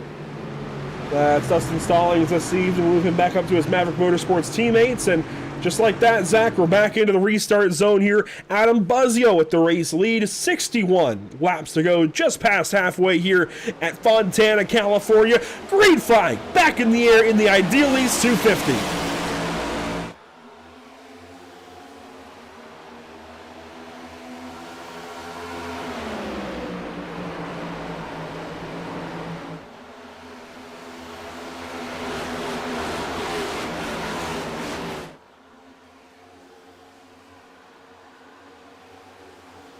Down the back straightaway, Dustin Stallings on the inside of Adam Buzzio. Right on that white line goes the 00. He has just been so stoic this season, so stone cold, and there's a spin, maybe? What a save, never mind. There goes the 2. Barbell into the grass, No yellow. Dice on the caution. There it is. Jinx, you owe me a Coke, buddy. That's my line. I know. Makes it even better. Let's see what happened here. Racing with Carl Puller. Oh, the 2 just got loose. We've seen that on these cold tire restarts. Cars just getting loose, especially off the corner like that. And right there, I think when he just barely backed his diffuser onto the pavement, I think that is what brought the caution out if the admins didn't throw it. Well, that's not the way you want to start the final stage here. Borbell popping that car around. Did his best to save it, and then I think Carl Puller hitting him just sent him back around. Nothing that he could have done.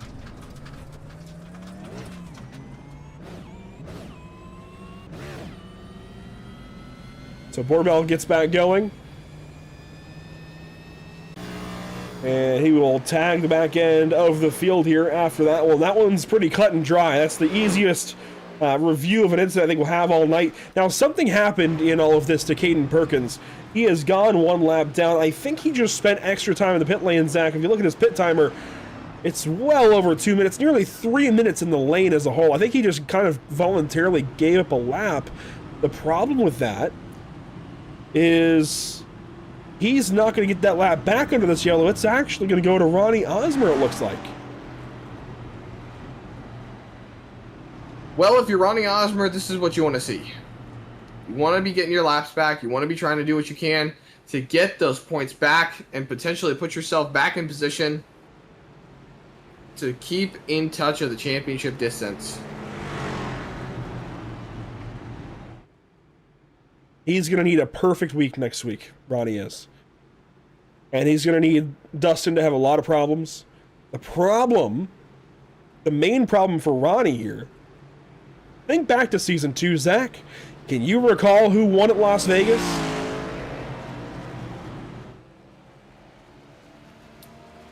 Yeah. I can. It was a very popular win. I am drawing a blank. It was the week that Dustin Stallings welcomed his second baby girl into this world. It was nearly a year ago now, and it was Dustin Stallings. He won the race, and then had his baby. Well, his wife, of course, had his baby the week after that. And I don't know that you can bet against him to go win again next week. I know Ronnie's good, especially on these intermediates, but he's just been in a lot of trouble this season. And I think, honestly, considering Dustin's the defending winner of Las Vegas, considering he's got the points lead, Ronnie is likely to try some kind of alternate strategy again next week to try and get a leg up, because you have to. Especially when Dustin's already out front of you. You've got to try something to get ahead of him. That's why Ronnie put the tires on and put himself back in traffic to begin with. And it's pretty likely that he runs into trouble again next week at Las Vegas. It's just part of it. It's par for the course. You know what they say, do what the others don't.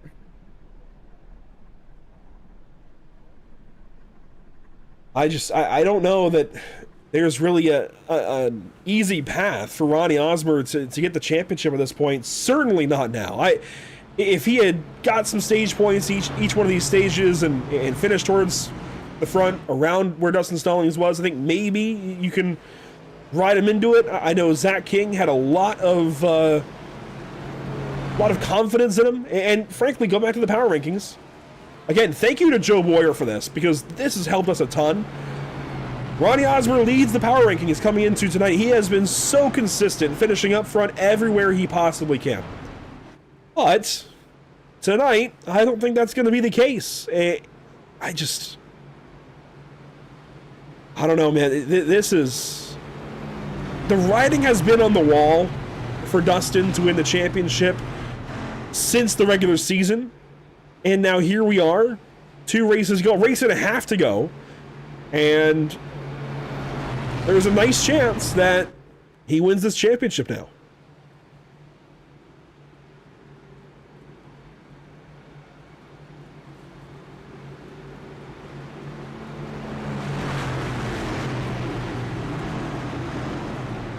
I mean, can you argue with me? No. No, I can't. Sitting here trying to just formulate different things at this point, and I can't think of anything other than the fact that we're going back green. There we see those power rankings again. Ronnie Osborne up top, Zach Randvold, Dustin Stallings, and he's third on the list. He's up there. I would not be surprised if they swap spots. Here we go. Back into the restart zone. Josh Parent, Adam Buzzio. Buzzio's got the edge. And for the restart, Buzzio leads us back to the stripe. We're racing again here in California, but Josh Parent's got to run.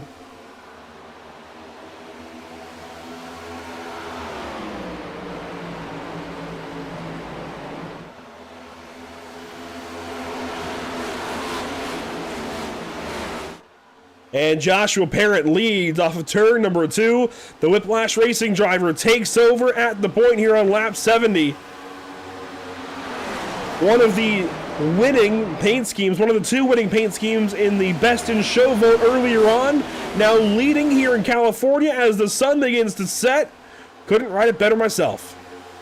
And we haven't seen Josh Parent lead races in close. the BRB Buttkicker Cup Series since Daytona. He's had the speed to get it done, but we haven't seen him roll out in front. He pulled a big block on Adam Buzzio. But that 5 car is going to point his nose out in front, but the top line still prevailing at the moment. Carl Pooler trying to find his way forward as well. You see Josh Parent fighting hard to keep that 5 car down on the bottom line. The side draft working in his favor. And he's going to point his nose out in front once again. Buzzio with a big send down to the bottom line. Gonna be no dice on the 90, but Parent might have to wash up the racetrack. Buzzio way down to the bottom line. He goes down below the apron. He's gonna work on trying to clear. He may not be clear going into turn number 1. The top line starting to fall in line. Stallings pulling up to the 71, and they're racing real hard for the race lead. Yes, they are. Buzzio that time went middle. That kind of negated everything Parent had for a moment, but Parent actually pulls away on the back straightaway. He gets the lead back away. Here comes Stallings back on Carl Pooler. He wants a shot back in the race lead. He dives into turn number 3. Everybody now at equal footing, by the way. We've had mixed tire strategies the last 60 or so laps. Now everybody's back on the same 4 tires and fuel. We are back even footing. Just go race. I don't think moving down to the bottom on the back straightaway was the best move for the 90 of Josh Parent. That brought Stallings up into the mix, but he also lost a lot of ground when it comes to Buzzio. Buzzio was able to have a big clean air run through 3 and 4 and have a big shot down the front straightaway. Now, the positions have swapped. The 5 car up on the top line. Adam Buzzio is going to put it back in front. The caution is back out on the racetrack. And that is Jared Hughes. That's one of the chase drivers. We have not talked about Hughes that much today. And a Whiplash racing driver of Cameron Carden, the newly Oklahoma native, has gone around. Not too much damage on the front of that race car.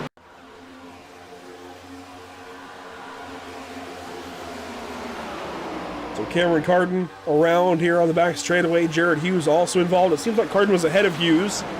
So it likely starts up here with the 21 car. He was racing with Richard Wolsifer and Robert Moyer Jr. Throw in the Spirit Racing teammates of Van Wingerden and Brandvold, but unfortunately, wow, that's a big hit to the outside wall. A big, big hit right there. Hughes just with nowhere to go. Carden got loose on his own, tried to correct it, overcorrected. He was going to hit the wall anyway, but Hughes being there somewhat slowed, or at least negated some of the impact right there. There you see him stepping loose, tries to correct it. Really took more of a side impact than a front impact. That 21 car for Cameron Carden. Let's see what happens when he rolls away here. If he's got some damage that would put his steering wheel not at 12 o'clock. It's not too bad. Looks still about 12 o'clock on that 21 car. One I'm worried about is the 98 of Hughes. He got sandwiched into the wall by that 21 car of Carden. It's been a season of learning, but also, realistically, a season to forget for Cameron Carden. Brand new to this series. Usually runs a lot of short track stuff. He's based out of the Pulaski area in Virginia, right around Pulaski County. And, boy, Jared Hughes got put in the wall really hard there. That's... The wheels seem straight for the 98, but that's a lot of damage still. That could be a lot of engine damage and who knows what else for Jared. But, you know, for Cameron, he's a short track racer. Spends a lot of his time, or used to spend a lot of his time, around Motor Mile Speedway, or now Pulaski County, I believe, or I think that's the name of it, Pulaski County Speedway. In, I can't think of the town now. Oh my gosh, I'm so sorry. That's a fantastic racetrack. Than I have. I know, a fantastic racetrack, and I can't think of the town name. I'm going to look it up real quick. Didn't they want to buy that racetrack out and sell it off for real estate money or something along those lines? I don't know. It's in Fairlawn, Virginia, so it's Pulaski County Motorsports Park. It's a really cool little racetrack there in rural Virginia. Look into it. If you're anywhere in the area and you can get to a race at that place at some point, you definitely should. Really cool racetrack. I really have enjoyed every time that I've been there. By the way, on a whole other topic, Zach, as far as trying to get back into the race, it is another lap back for Ronnie Osmer. He is on the lead lap at this point. And he may have already been on the lead lap, regardless. Pace, though.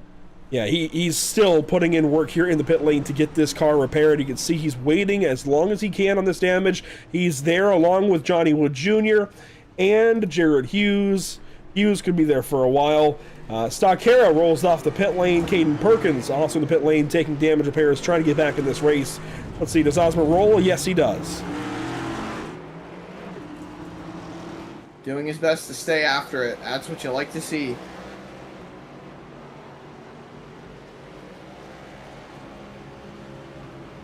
And so Adam Buzzio will choose the outside once again. This puts Josh Parent back down low. A couple of Fords in the front row here in California.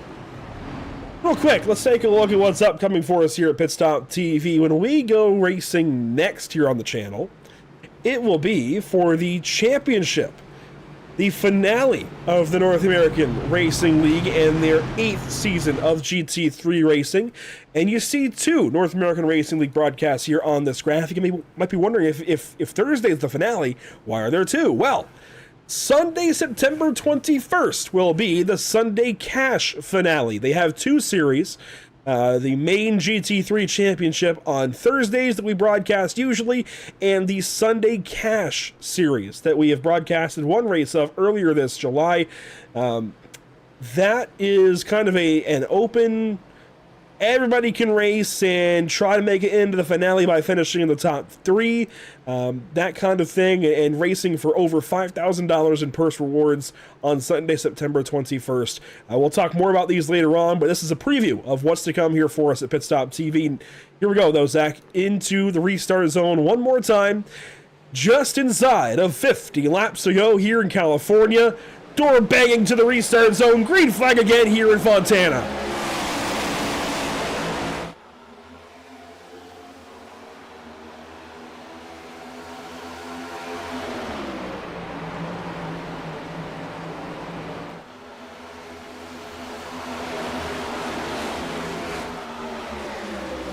Here we go. Parent with a run. He gets to the inside of Buzzio. A few cars grabbing the outside wall. Buzzio might have just tapped it out of turn 2. One car way down to the white line on the back straightaway that looked like Cameron Carden, but I think might have been someone else back there. But side by side for the second spot. Coulter with a big run up top. Parent all by himself down the bottom line. No help just yet. Coulter drops down to the bottom to stay with Buzzio. That's going to give the 90 car the help he needs. Whoa! Cameron Gilmore. Turn around. Richard Wolfsburg down through the inside and through the grass. Can he hang on to it back on the racetrack? Oh, Barbell, watch out, Dyer. Wow. Some lucky breaks right there. Oh my goodness, that could have been way worse than it was. Richard Wolfsburg keeps all 4 wheels on the ground. Now you see the fight back up front. Joshua Parent is falling behind the 23 of Brendan Maddox.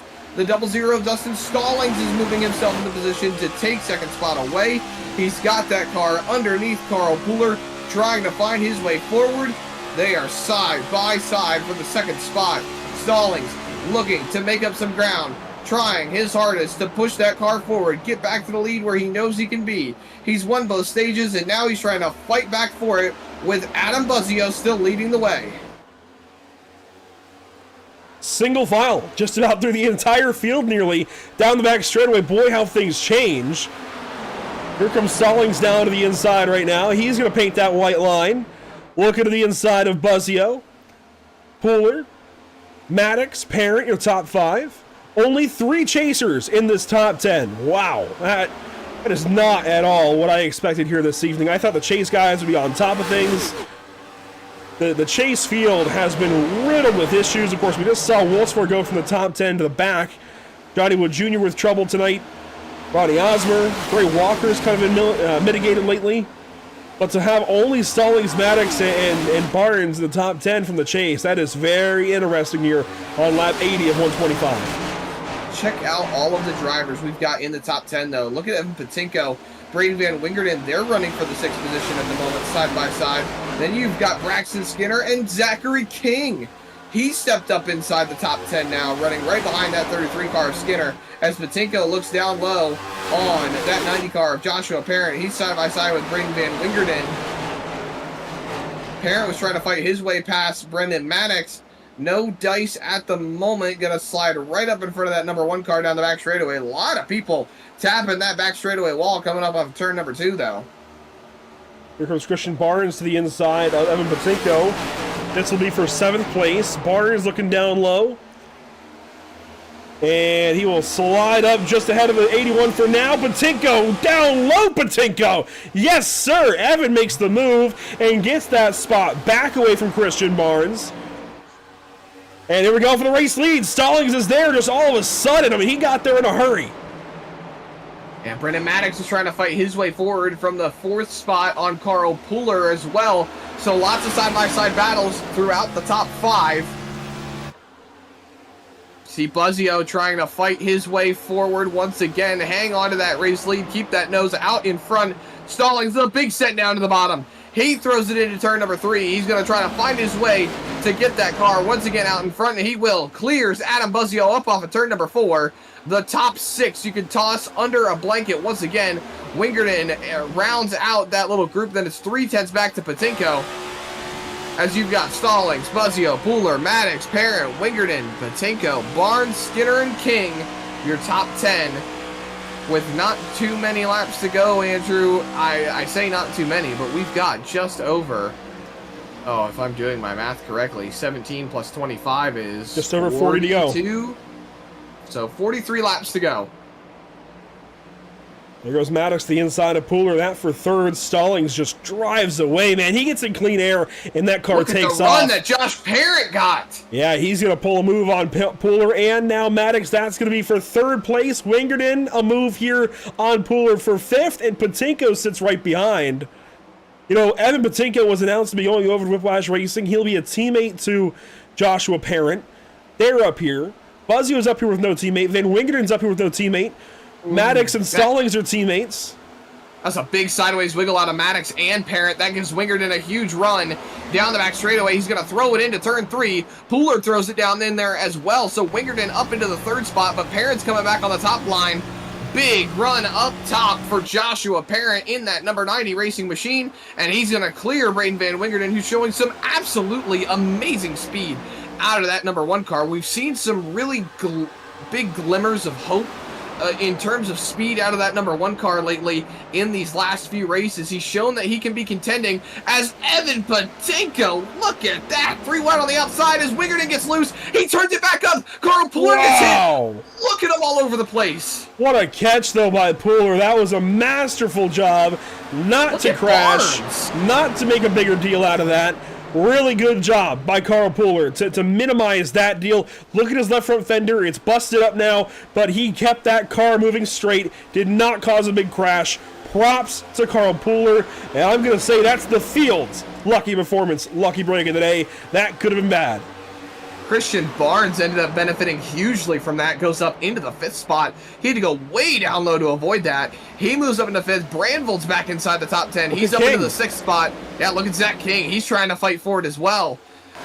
1 win on his record, and that came at Atlanta, now Echo Park Speedway, not 1 season ago for that number 51 car. A lot of people said it was a walk-off win for him. He's looking to see if he can go for a number 2 win here in the BRB Buttkicker Cup Series, but the fight is all up front now as everyone seems to be breaking up. The pack is now separated outside the top 10. That's where a lot of the bulk of the racing is going on at the moment. Up front, though, it's Stallings, Buzzio, and Parent, your top 3. I want to know how Maddox ended up out of the top 10. He's down in 11th now, working on Pooler for 10th. Side by side, they are on the back straightaway. Real close over the bumps and into turn 3. Maddox going to give it a dive, and he will take that spot away, at least for now. And yeah, looks like he's got it. He'll go after Burbell now. Stites set forward for the 23 car. Up front, though, lots of fighting still going on. Joshua Parent looking to take away 2nd position with Evan Patinko looking to try and move forward as well. I think those two realize that they're going to be teammates later going into next season. Maybe it's time to start working together. Maybe it's time to start building that team relationship now. Patinko goes down to the bottom, living up to his nickname. Down low, Patinko goes with his soon-to-be teammate Josh Parent down the back straightaway to push him forward. They're staying close together with Adam Buzzio. The fighting, though, is just allowing Dustin Stallings to pull away. The top 4 all together now. Really, it's your leader than their next 3, as Braden Van Wingerton just had a scoring issue for a moment. He's starting to have some blinks, it seems, back there racing with Carl Pooler, Gray Walker, and some others. Wingerton actually goes down to the inside and comes back on the racetrack. He's sideways, just hangs on. I think he tried to get out of the way. When he realized he was blinking, I think he tried to pull out of it. But man, that was nearly a crash. As side by side now, Moyer and Gilmore. Robert Moyer back in the field tonight. He's going for it. This is for the 13th position. Carl Pooler continues his descent down the running order in that number 71 car. Back up front, though.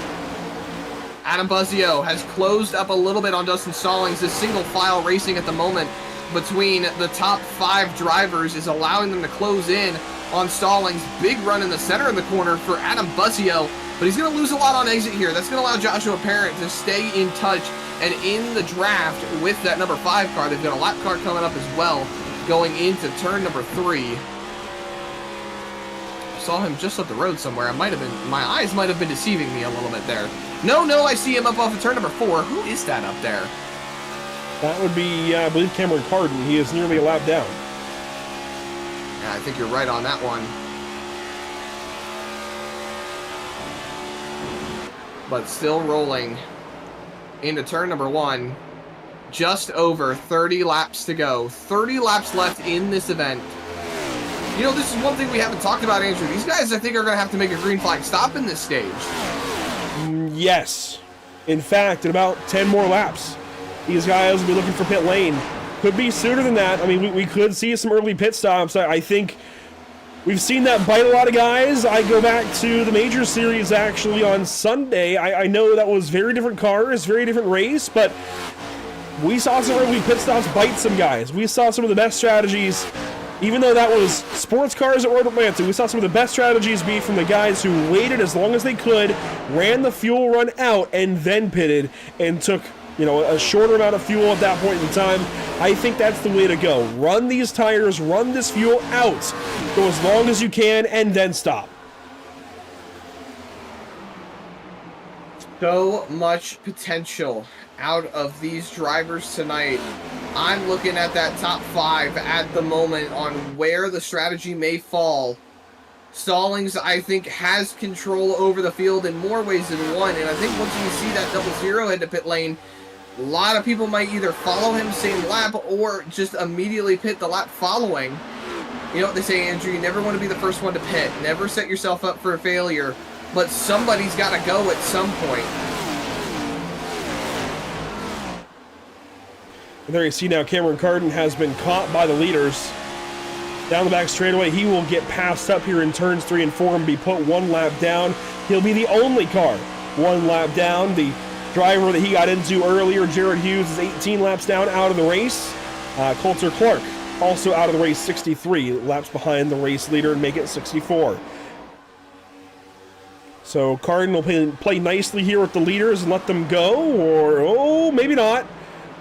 So that's something to work on, and I hope he watches and listens back, you know, with an open mind, because at this point, when you're lapped, you probably just want to hold either high or low and just let these guys go. Be predictable.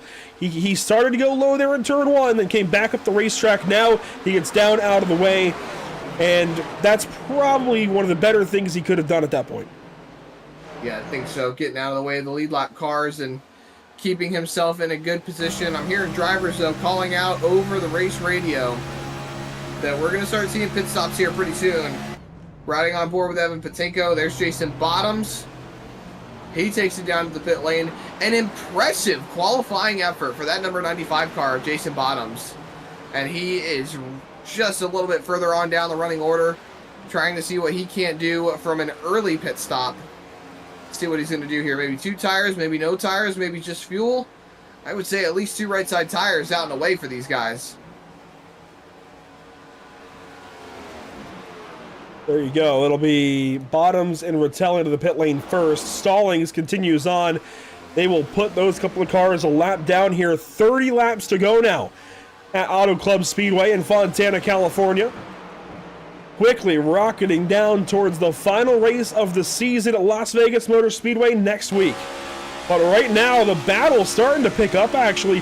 I don't know, Zach, I know you don't want to be the first to pit lane, as you say, but if I'm Adam Buzzio, the window's open, I may want to pit a lap or 2 sooner. I may want to pit now, just to make sure I get in, get new tires on this car, and try to get ahead of Dustin Stallings. They aren't... Yeah, but if you run it out... You and I always come to blows on this, Andrew, because I always suggest that the suggestion of running it out. Just pitting a little bit later, at least giving yourself an advantage of if there's green and white checkered finishes. You're always on the sense of pitting when that pit window is open. I'm still going to fight you on this one. I think pitting a little later on in this window is going to be a big benefit for these drivers. it's definitely a 6 to 1 half dozen kind of thing, because you pit earlier, you have the speed earlier. You pit later, you have the speed later. It usually evens out, but I don't know. It can also be a lot easier to defend. So if you make that pass, take that undercut, get that spot, it's easier to hold somebody back and impact their race when you're ahead of them rather than behind them. So that's why the undercut often works. It's hard to say. You saw Buttkicker pit, by the way. He has made it back off the pit lane. He will merge as the first car, now second car, one lap down as Evan Buttkicker gets passed up by Cameron Carden. But up front, it's Stallings, Buzzio, Parent, Barnes, and Brandvold. What an interesting top 5. One driver out of that bunch has got 3 wins. That's Stallings. Barnes has got 2. The other 3 in the top 5, heck, the rest of the top 10, save for Gray Walker, is looking for their first win of the season here in the BRB Racing League. Buzzio, Parent, Brandvold, Borbell, King, Maddox, Skinner, all looking for their first win this season, and a handful of those guys looking for their first win ever here in this league. Talk about a handful of guys. Let's look at that top 5 for a second. Stallings, Buzzio, Parent, Barnes, and Brandvold. They're all pretty much, in my opinion, within the striking distance zone of if any one of those drivers were to make some sort of slip up in the pit lane, miss the box, maybe not take the tires the way they wanted to, miscalculate the fuel in some way, shape, or form, they're all in position to immediately pounce on the pit cycle. I think a little bit more than that, maybe 2 to 3 seconds back, maybe a little bit out of contention from a slight mishap, but I think all of these guys, with just how close together they are, should one slight miscalculation, some slight misstep happen, someone's going to get passed up from the pit lane. Time will tell. We can do a lot of figuring, a lot of imagining, but until it happens, we just don't know who's going to end up where and how this race is going to end. I will say some career days for a lot of drivers here today, as there we go, pit stops for the leaders.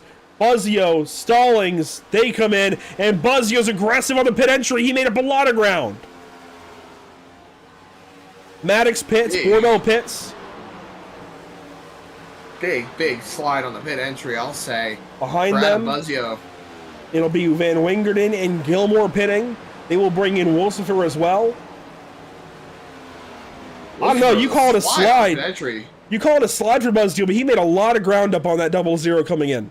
And look at that, Stallings misses his box. It's what we talked about, Andrew.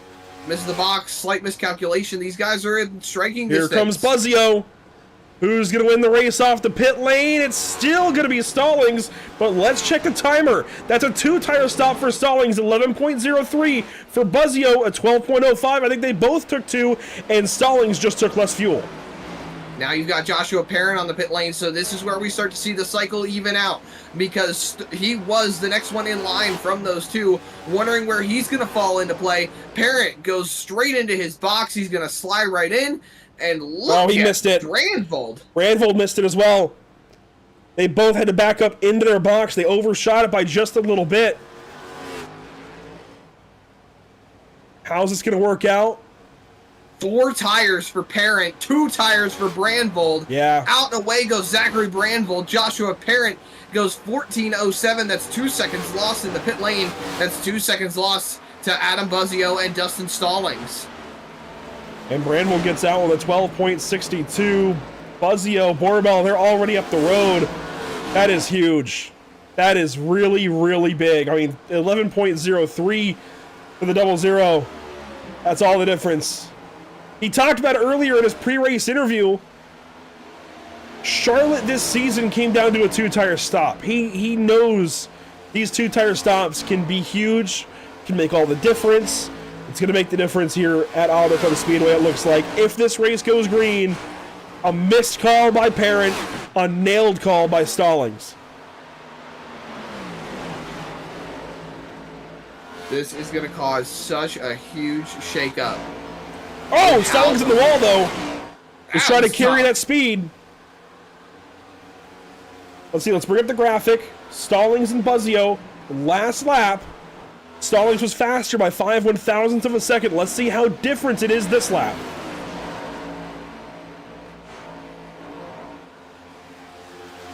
Wait for the time to come in for Dustin Stallings. It was a 39. Oh, wow.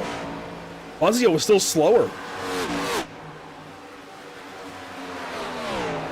40.05. Brandvold actually sets quick time of the race. 39.72. That being on 2 tires. Wait for it. There you see him into frame coming off of turn number 2. Way back there. Almost out of camera shot.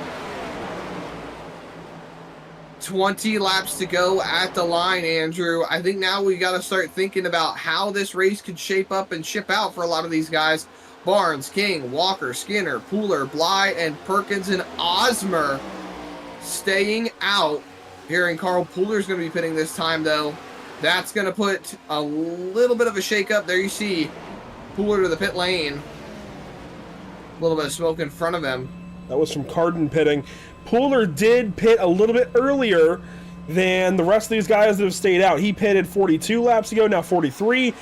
Barnes, King, Walker, they pitted 31 laps ago, along with Skinner and Bly.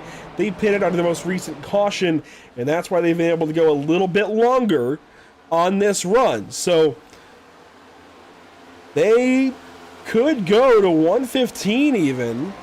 If we get a caution in the next 9 or so laps, this could save them and really turn this race around in a big way. See Osmer dropping down the running order as well. He's up on the top line, just letting these guys have at it. He knows that he cannot hold pace, so he's just going to let them go here. Let them have at it and take whatever points he can get at the moment. As we continue to roll on, though, more and more cars passing up Christian Barnes to get their lap back. This is Gray Walker. He is the first car 1 lap down. No, he's third. No, excuse me. Oh my goodness. I totally miscalculated on that one. I was thinking about Maddox or Brandvold there for a second. I thought that was Barnes in front. No, that's Zach King running in the second spot. Christian Barnes is further up the road. Excuse me. That's Johnny Wood Jr. right up on top of Zachary King. This is the current battle for second, so if we got a caution or something, if something changed right here, it's a second and third, King and Walker. Just imagine where we would shake up should the caution flag come out. Just how much these guys would benefit from that caution. The rest of these guys would have to stay out and take a wave around. That would throw Gray Walker and Zach King up towards the front of the field on fresh tires, mind you, with Stallings, Buzzio, Borbell, Osmer further up the road. This is shaping up and shipping out to be one heck of an interesting finish here. Caution! Caution on the speedway! Turn 2! And then Patinko is around! While we were taking a look at the other issues on the racetrack, what could be if there's a caution, this is going to trap Ronnie Osmer, Brendan Maddox, Zachary Brandvold, Josh Parrott, all 1 lap down. They'll need to take a wave around while other drivers can take tires. Well, Osmer is going to be able to take the free pass, but this is going to greatly help so many drivers.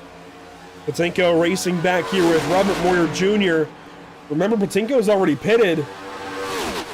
I'm not sure why he's so far down the order already, but he just got loose. There was a train of cars running the top side of the racetrack, just got loose and couldn't save it. It just goes around right there. It doesn't make much contact with anybody, though.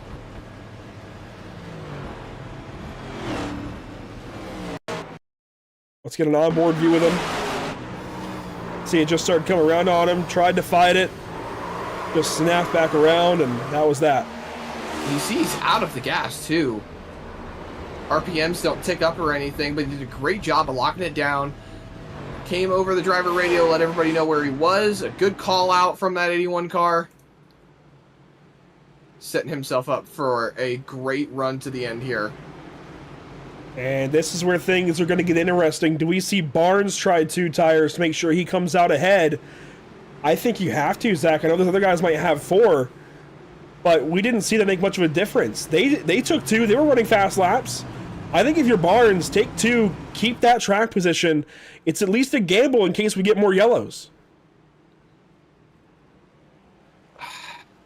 I don't know, Andrew. We're going to have to wait and see how it all plays out. Barnes makes that left turn into his pit box. About a similar stop right there for Zach King and Barnes. Barnes goes up on the jack late compared to Zach King. They're taking 4. Yeah, I would have tires taken for both 2. of them. I would have at least taken a swing here. And if I'm Gray Walker, I would take 2. Try to get out ahead. Try to get that track position. Just go. Right now. Go. Oh, man. Who's going to win the race off pit lane? It'll be Christian Barnes over Zach King, over Gray Walker, Johnny Wood Jr., Braxton Skinner, Dustin Stallings is 6th. Hearing a speeding penalty for Zach King in the 51 car. Oh, my gosh. That's going to be detrimental to that 51's race. Not seeing any flags on Zach King's scoring. Nothing going on his end. Not seeing anything in terms of speeding penalty, but you see him dropping back. Black flag for the 51 car. And there's Ronnie Osmer in the pit lane taking service.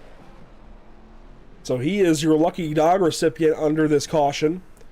This will put him 10th on the lead lap. Brendan Maddox and everybody else who was caught one lap down will stay out to get the wave around here. I think they'll be okay, but they're going to have to line up at the back of the field with some older tires. I don't know how much of a difference, the 9-10 laps are going to have, but it's certainly still worth considering. They have somewhat older tires. That's going to hinder them a little bit. How much, I just don't know.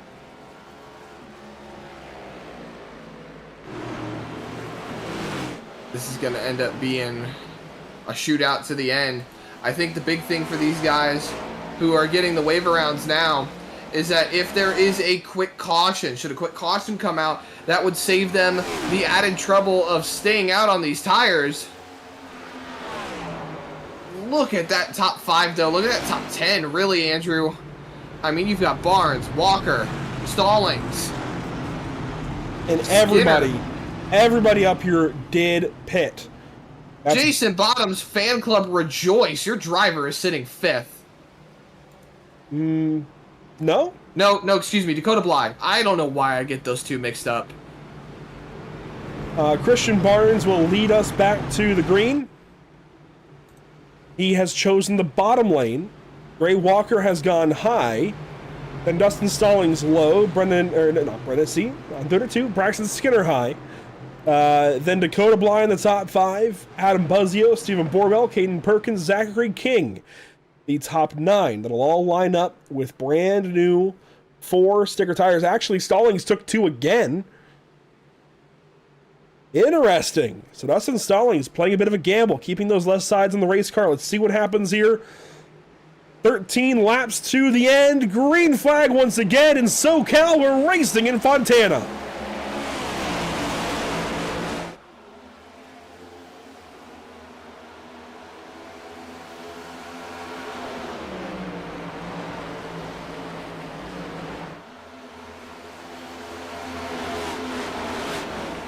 Off the back straightaway, or off of turn number 2 anyways, onto the back straightaway. It is Barnes over Stallings over Walker, your top 3. Single file most of the way back. All the lead lap cars had the benefit of having their ability to choose on the restart. Everyone else was single file, and Stallings down to the bottom on the 27 of Barnes. They're racing it out for the race lead. Walker up on the top line. He doesn't know where to go. He thinks he's going to be able to go down to the bottom with Stallings. See if he can't take advantage of it. 3 chasers in the top 3. The next one out is Maddox in the 10th position as they roll through 1 and 2. Stallings now clear out in front of Christian Barnes in the 27. Braxton Skinner and Adam Buzzio trying to find their way back up to the front. Dustin Stallings has just been untouchable, unstoppable this evening. When he sniffs clean air, he gets to stepping, and look at that. He gets away from Christian Barnes in just a half a lap or so. He puts a couple of tenths on that 27 car. 11 laps to go here in Southern California. Dustin Stallings with the race lead, but it's not over. He runs the fastest lap of the race, but Barnes had to run into turn 1. He can't hold it. Top line prevails, though. We're going to see how the run forms. up off of 2. Barnes, big shot. Oh, we got one car sliding up off of turn number 2. I think That was Parent. that was Josh Parent. Yeah, he's dropping down the running order. Down in the 15th spot, moving backwards still. As Stallings still trying to hang on. Trying to walk away with a race win here. Based on current running positions, Osmer, 19th. Still mathematically eligible for the championship rolling into next week, but it's all looking like the Dustin Stallings show. He has just been in rare form these last few races. He has absolutely run away with maximizing on points throughout this chase format. 10 laps to go, Andrew. I don't even think we picked driver of the day either just yet. No, we haven't actually. The pit stop battle and everything, that kind of distracted us. Let's go ahead and shape up to do that here, but I do want to point out one thing. Buzzio has led a bunch of laps. He's sitting right behind this battle. He could still get up there. It's going to take a lot, but he's in the neighborhood.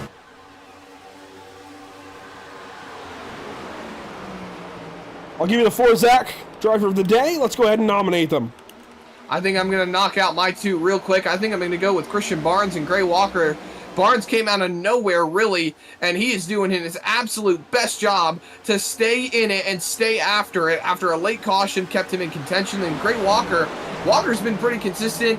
He's looking to join his teammates and adding a win to his total. He's been sitting on the wayside waiting and waiting and waiting for that win to happen, and I think today might finally be one of his best chances to take that win.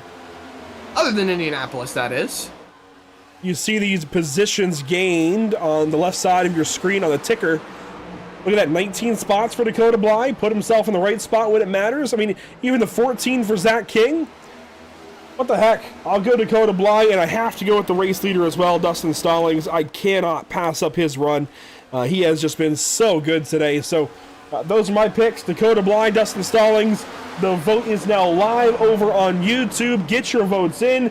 Christian Barnes, Gray Walker, Dustin Stallings, and Dakota Bly. Those are your 4 options. As look at this, Braxton Skinner would have been a great option as well, but he's only up 1 spot since the start. He had a good qualifying run, so it kind of muffled his day. But man, good to see Braxton up here racing for the top 5. Doing an absolute stand-up job. I know I've had some communication with Braxton over the last week or so. He actually spotted me for an event with the ARCA cars at Iowa, trying to gauge some notes going into next season. And he's definitely shown a lot of improvement. He's shown some great improvement in that 33 car. As Adam Buzzio is trying to move himself forward up into the 3rd spot, shuffles Gray Walker, ruffles his feathers a little bit as Buzzio hangs down on the bottom line, trying to point that 5 car in front. He's got 6 laps to try and put his car to the race lead. Buzzio working down low of Gray Walker, trying to get this spot away. He'll get it. One car sliding. That was Stallings! That was Dustin Stallings out of turn 2! This turns everything on its head. Here comes Christian Barnes. He takes the spot away. What just happened to Dustin Stallings?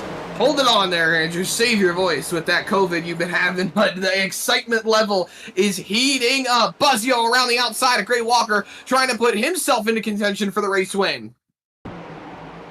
Let's watch this back. This is Dustin Stallings, turn 2. What happens? Just got loose. Gassed it up too much. Wow. That could be the win.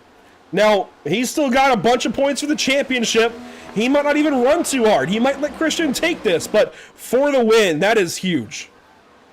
Buzzio clears Walker, trying to point his way forward now.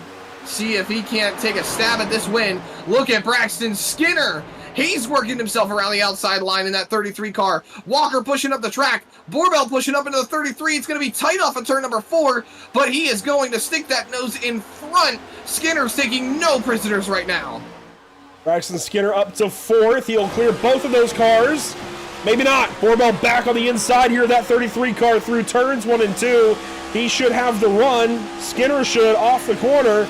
Let's see here on turn number 2, side by side. Skinner just get an edge back ahead of the 2 car. You see Gray Walker falling behind. Borbell gave him a shot in the door. This is side by side racing for the 4th position with 4 laps to go, coming to 3. Walker throws it in there, but can't get to Borbell. Side by side up off the corner. Has to get out of the gaps. Borbell does, and that's going to promote Skinner up into the 4th spot. Now setting his sights on Adam Buzzio in that 3rd position. Dustin Stallings trying to recover. He's been mistake-free majority of this race, but now one little misstep, one little mishap has now derailed his efforts to potentially walk away with win number 4 on the season. Barnes looking to tie his win total now with a 3rd win here in the chase, potentially help him out with his points total at the moment. Barnes didn't exactly get a lot of stage points, but he is sitting 7th in the points. He could pass up Kyle Heath and Jared Hughes and Johnny Wood Jr. walking out of here today, get himself a top 5 finish in his first full-time season. The 2 laps to go now here at Auto Club Speedway. Popsicle sticks are in the air. Barnes, big defense down into turn number 1. Stallings right up on the wall. Barnes goes up high. He's losing time in the corner, trying to break the draft down the back straightaway. It's going to be a straight-up fight here on the final lap. You see the last lap for these two, real close. Stallings on the outside now goes low. Barnes tries to cover it up. It's going to be one heck of a final lap here in Southern California. White flag this time by one more time around to Auto Club Speedway. White flag is out. Brought to you by Whiplash Sim Cams. Fighting all throughout the top 5. Skinner goes way up top, and Buzzio has to throw the block. Big send down to the bottom line. Stallings with a run up on the top side. Buzzio's trying to see if he can't fight his way forward. Might see a send going into turn number 3, but he's closed up to Dustin Stallings. Trying to break the toe is Barnes. He throws it down the back straightaway. Final corner now here in California.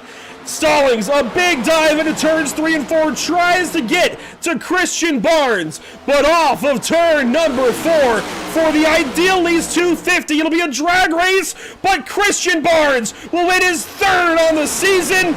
Christian Barnes to victory lane in Southern California.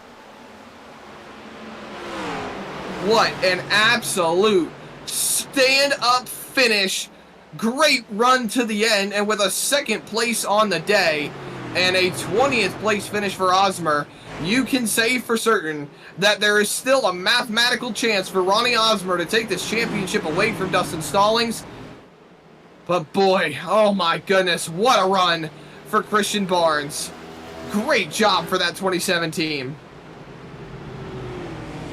That driver of the day campaign just got a heck of a lot stronger.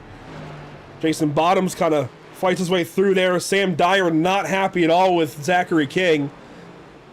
Sam Dyer hitting him some more. But Christian Barnes comes around and he's going to celebrate here. Oh! Hello. That was Richard Wolsifer. Doesn't matter. 27 car is your winner here at Auto Club Speedway. He will burn it down in the front straightaway. Christian Barnes, race winner in the Idealies 250.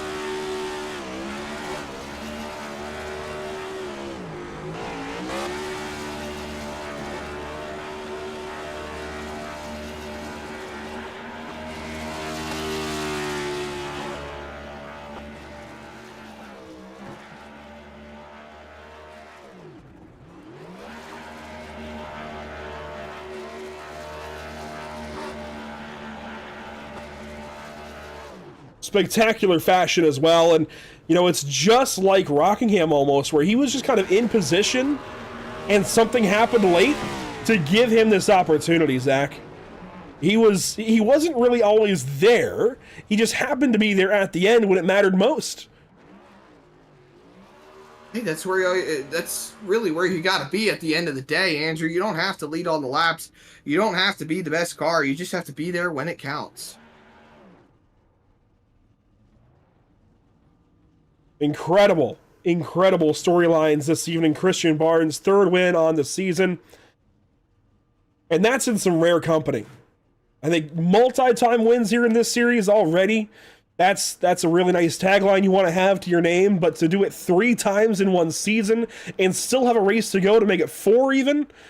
Boy, could you imagine if he wins more races than Dustin Stallings, but Dustin wraps it up next week? That would be huge. That it would. What a job by Christian Barnes. Did an absolute amazing job to get this race wrapped up. I mean, you gotta feel for Dustin Stallings as well.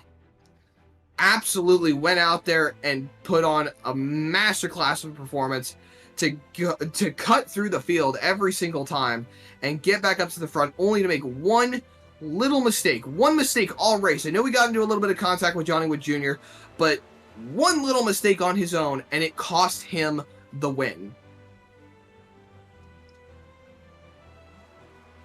So Christian Barnes gets it done.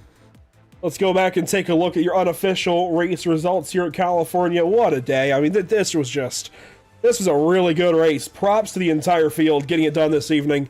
Really good racing all the way through, and the storylines are going to build and build on each other. Let's take a look at unofficial race results here at Auto Club Speedway. Christian Barnes with the race win. Narrowly over Dustin Stallings there at the end. Adam Buzzio hangs on for third. A great day for him. He continues to build on good Auto Club finishes. He was fourth last time here. Braxton Skinner finishes fourth.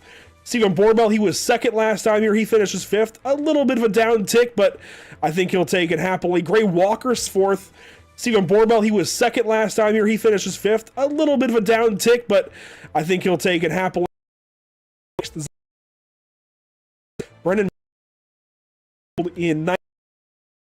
Dakota Bly takes a top 10 this evening. Great job to all those drivers. You got Joshua Parent recovering to an 11th place position. Contention and missing his box on the green flag stops. Sam Dyer recovers up to a 12th place finish.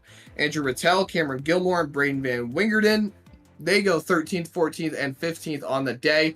Evan Patinko settles for a 16th position, while Richard Wilsifer gets one spot behind him in the 17th spot. Jason Bottoms ends up 18th. And then two cars that were very strong and could have shown more, but Pooler in the 19th spot, and Ronnie Osmer ends up in the 20th position. Ronnie's already saying his championship campaign is done. He's got to show up to Las Vegas, so anything is still happening. I know it's a long shot for it to work out that way, but you just never know until it's over. Dan Stockero, 21st this evening. Glad he at least made the race. I know he was looking like he might not. I got the iRacing update done just in time, so glad he still made it. Caden Perkins, unfortunately, this might take him out of the top 10 in the power rankings. Had a just bad luck situation early in the race. Johnny Wood Jr.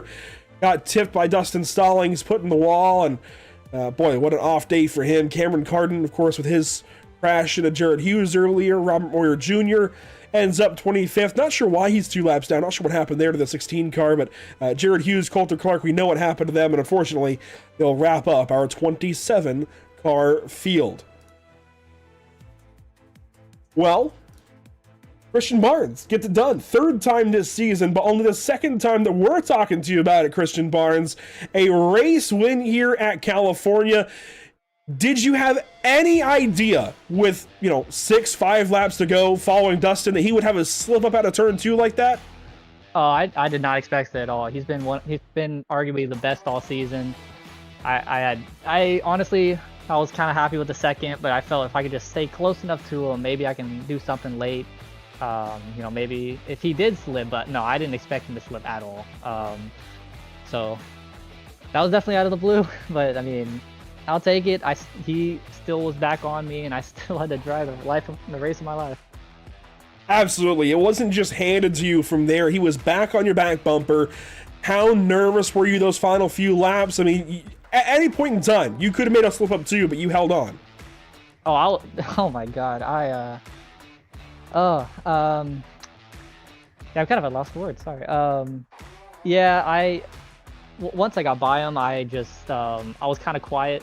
Like Zach was trying to talk to me, trying to, give me info, but I was trying to lock it out, just, run what I was doing. And he was catching me back. And finally, once he got within 2/10s, I started racing really defensive. With 2 to go, going into 3 and 4, he sent it in, and I sent it in just as deep and almost lost it myself. So I don't know how I didn't slip up. I don't know how I didn't make a mistake, but just wow. And of course, the championship a far cry away at this point. Dustin's kind of wrapping that up, but this is going to vault you pretty highly in the standings. This is going to help you a bunch. I mean, what's the goal at this point? Just, I guess, finish out the season, since this is the first season with this league. I'd like to get at least a top 5 in the points. If I can do that, I feel like it's been a successful season. Christian Barnes gets it done here in Southern California. Congratulations, Christian. What a win. Thank you very much. Christian Barnes gets it done here this evening. Let's go on down. This will actually, so I forgot. Zach, we'll let you get on out of here. I'll bring in Zach King. I got to get him in here. Let's get Zachary King in here if he unmutes. Wait for it. We're trying to incorporate Zach King a little more. Wait for Zach. There we go. And we will bring in second place finisher Dustin Stallings this evening. If we can track Dustin down anyways. Hang on, stand by. We're going to find Dustin. Where is he? He missed the call to post-race obligations. Let's bring in Dustin Stallings here and hand him your way. Dustin, runner-up finish tonight. What happened there with the 5 laps to go there? Yeah, man, I just kind of pushing, just trying to maintain that gap I had on Christian, and which probably should have took 4 on that last stop, but I took 2, hoping I would get more positions than what I did. But yeah, just a little slip, and luckily I was able to hold on to it, and I just lost all the momentum. I tried. I got to Christian a couple times, and I just couldn't quite get a good enough run to try to pull a slider on him going into 1 or 3. But it was a blast. Yeah, that was definitely a crazy race. Sorry, lost for words right now. But yeah, you dominated the race. You led 59 laps, just bobbles in 3 and 4, and that just took you out of it, really. But anything else you got to say? Yeah, I mean, it kind of, I wouldn't say it stings, but it does kind of suck to be that dominant, and then just a little mistake on my end just kind of takes it away. But I threw everything in the kitchen sink at it to try to get back around them, or at least have a run off of 4. But I got to give it to him, dude. He earned it. I told him that after we took the checkered, and yeah, it had a blast. Really had fun running with Adam and Steven. I've really enjoyed running with those guys since they've been back. Couldn't be any more proud of our team and our little alliance with Spirit. That we just been putting a lot of work in it, and I feel like those guys at Spirit's really improving, and even us over here at Maverick as well. It's really good to see that. Also, the Accelerate guys, they had good speed tonight too. But I'm happy with a second. I'll take it. I maximized what I could on points tonight, other than getting the pole and finishing 1 more spot forward. But happy for Christian, happy for you guys at Meatball. But that being said, I just give a shout out to you guys up in the booth covering these races. I love going back and watching them. Andrew, you guys with Pit Stop TV, or I love y'all's work. It's awesome. And shout out to all the admins, all the drivers with BRB. Love racing with you guys. Got a good group here, and I hope this league keeps on going on. And I love being here. I'm glad that Adam was basically the one that, I wouldn't necessarily say he brought me over, but kind of got me into the league, and it's been a blast. I had some rough patches here and there, but this season it's just been working out. I don't know exactly what it is, but couldn't be more proud of myself. Shout out to my wife and my 2 daughters. I love them to death as well. And shout out to my sponsor of my car, Scooty Lou. It's my wife's little side business, and my oldest daughter's artwork. I'm happy I could have them on the car during the chase this season, and I couldn't think of any other way to really show them some sort of I can't think of the exact word, but just happy I could put that on display for the viewers. Yeah, man, for sure. You finishing second today, and then along with your stage wins and Ronnie finishing 20th. He's looking pretty good for the point standings. Not sure what the points tally looks like as of now, but definitely a blast to watch you run every week. Congrats on your second place finish. Thank you. Thank you, buddy. That's Dustin Stallings finishing second this evening, 59 laps led. Definitely makes sense that it would sting after a race like that. Let's bring in Adam Buzzio, who finishes third this evening. And apparently, if you're in the pre-race show, there's a 2/3 chance that you go on to finish in the top three, because Adam, we spoke to you first this evening, and we're speaking to you last as well. How about that? You start and end the broadcast for us. Third place tonight. When the green flag dropped, did you have any clue you'd be here? No, absolutely not. Like we talked about in the pre-race, I just haven't been on track. And this week was super busy. You know, my wife and I are expecting a baby in a couple weeks, so I really didn't practice until last night. And these guys have been putting in work. You know, the chase drivers have been practicing pretty much every session I put up. So to finish third, man, I'm thrilled. I had so much fun tonight. Feels like a win in a way. I think it's definitely reasonable to say that after the season that it's been for you and even Steven as well, both of you guys to be top five. And this gets your team back on track as well. I know with just Jared out there for a while, it's been difficult to stay alive in the team standings, but this has to feel good for an organization.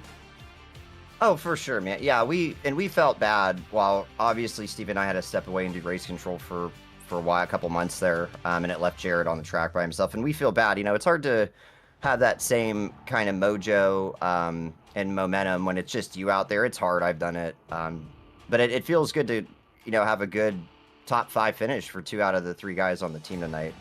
So it stings for Jared. He got caught up in some stuff tonight.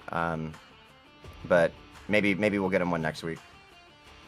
I was going to say next week, Las Vegas, one more chance to ride the Dente. Can you go to victory lane still in season 4? I hope so, man. I mean, I was very unoptimistic about it tonight, and I think if we had one more lap, we might have been right there fighting for it. I couldn't run the top. I ran the bottom pretty much all night, and I figured something out in stage 2, and I was able to just wrap the inside of the track really, really well. And on the long runs, when we had 20, 25 laps, I was better off for it because I wasn't chewing up my tires, but we just didn't have quite enough time left in that last stage. Those guys got to race, or the last green flag run, I'm sorry, but those guys got to race, and man, if we would have had one more lap, it was exciting as it was, but it would have been a little more exciting for me if we had one more lap. But we'll take P3 and be happy about it. Well, congratulations, Adam. Third place this evening here in California, building on that 4th place finish a couple of seasons ago. Congrats. Hopefully we're talking to you in Vegas. Yes, sir. Thank you guys so much. Adam Buzzio gets it done this evening at Auto Club Speedway. And Zach King, to properly give you a chance now to just talk on the race that has been. First of all, how did your race go, and how did it go as a whole from your perspective? Yeah, so the car, when we first started into the session before I got into the pre-race show with you, the car felt really slick. And then when qualifying came, I felt like I had speed. I felt like I was able to put it maybe top 10, but then I qualified 21st, and I was like, oh, that's weird. And the race just went along, and I was able to start gaining position slowly. And then after it was like lap 24, I think it was, with Sam Dyer, made a little contact with him after getting loose. I think I got some aero grief on the rear end, and then sent me up the track into Sam. Luckily, it was called a racing incident, so I wasn't penalized or anything. But it sucks for him. I felt bad. I messaged him right as soon as it happened. And then the race we just played a Meatball Motorsport strategy. Me and Christian, I was relaying him strategy info the whole time, and I was like, hey, we pit here. It was when the first caution came out in the start of stage 3, and when it started, I was like, maybe we're starting to have a wreck fest, so maybe we can, wait a little bit for yellow to pit, and that next caution came out, which would be the second to last yellow. And we just, I was like, that's it, we're pitting now. He pitted, and when he pitted, he was like, we're gonna have fresh tires, and it was just me, him, the 18, the 33, and the 55, and I was like, that's it, that's all we gotta worry about for this run. And we were able to start catching, got up to like the top 8, I'd say, maybe top 7. He was obviously farther ahead of me at that time, and then when the yellow came out there, the last caution of the race, I was running second, he was running first, and we had a pretty good gap. We trapped a lot of cars a lap down, which is what I wanted, so we had a better chance of keeping that position once we got out of that whole situation. With pit stops and everything. So we were able to come out 1-2, but going into my box, I apparently went 1 mile an hour over, and iRacing gave me a EOL for speeding in the pits, so that sent me to the back. Luckily, I was able to stay in front of the wave around cars and the lap cars, but still had to go to the back, which is unfortunate, but it is what it is. Able to drive it up to a 7th place finish and watch my boy Christian dominate the final run. Got lucky there with a Dustin bobble, but it is what it is, and we'll take wins as we take them. And that'll do it for us this evening here at Auto Club Speedway. Zach, I want to thank you for your help pre and post race. Let's take a look at what's upcoming for us here at Pit Stop TV the next few weeks.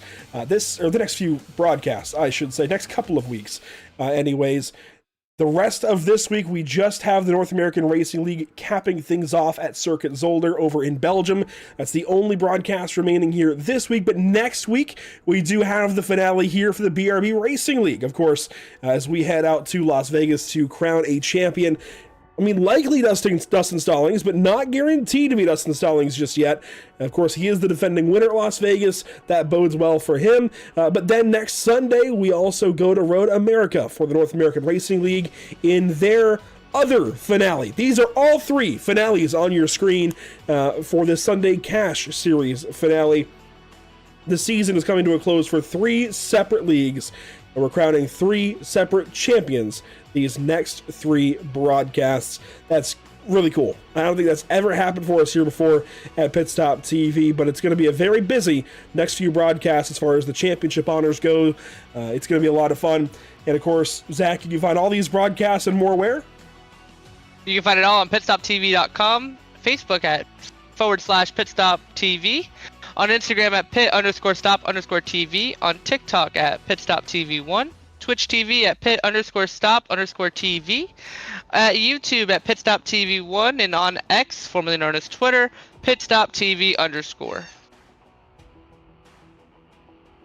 Again, that's it for us this evening. Thanks so much for tuning in. I want to give a big thank you, though, to our partners with the series. Of course, the Buttkicker, Ascendance Trucks, Ideal Lease, Sundance Pizza, Performance Food Group, and MXWraps.com.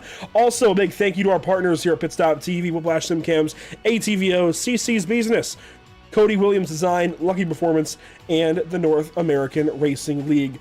Also, I let it go a little bit long to see if we could try to get a winner in the vote. I tried to get a tiebreaker. It's going to be a joint driver of the day. Christian Barnes will get driver of the day, as will Dakota Bly. So a joint honor there. It'll be the 27. There you go, Christian Barnes on the screen, and Dakota Bly for driver of the day. They will tie. We can't let the vote go any longer. So congratulations to both of those drivers. Joint honors for them this evening. It is certainly deserved for both of them. One finished the race in 10th. That was Bly, and one won the race. That was Christian Barnes. So definitely props to each of those drivers as they get it done here at California. Until next time, thanks so much for joining us here at Pit Stop TV. Hopefully you join us Thursday for the North American Racing League from Circuit Zolder. Otherwise, we'll see you all next time for the next BRB race. That'll be next week at Las Vegas. We'll see you then.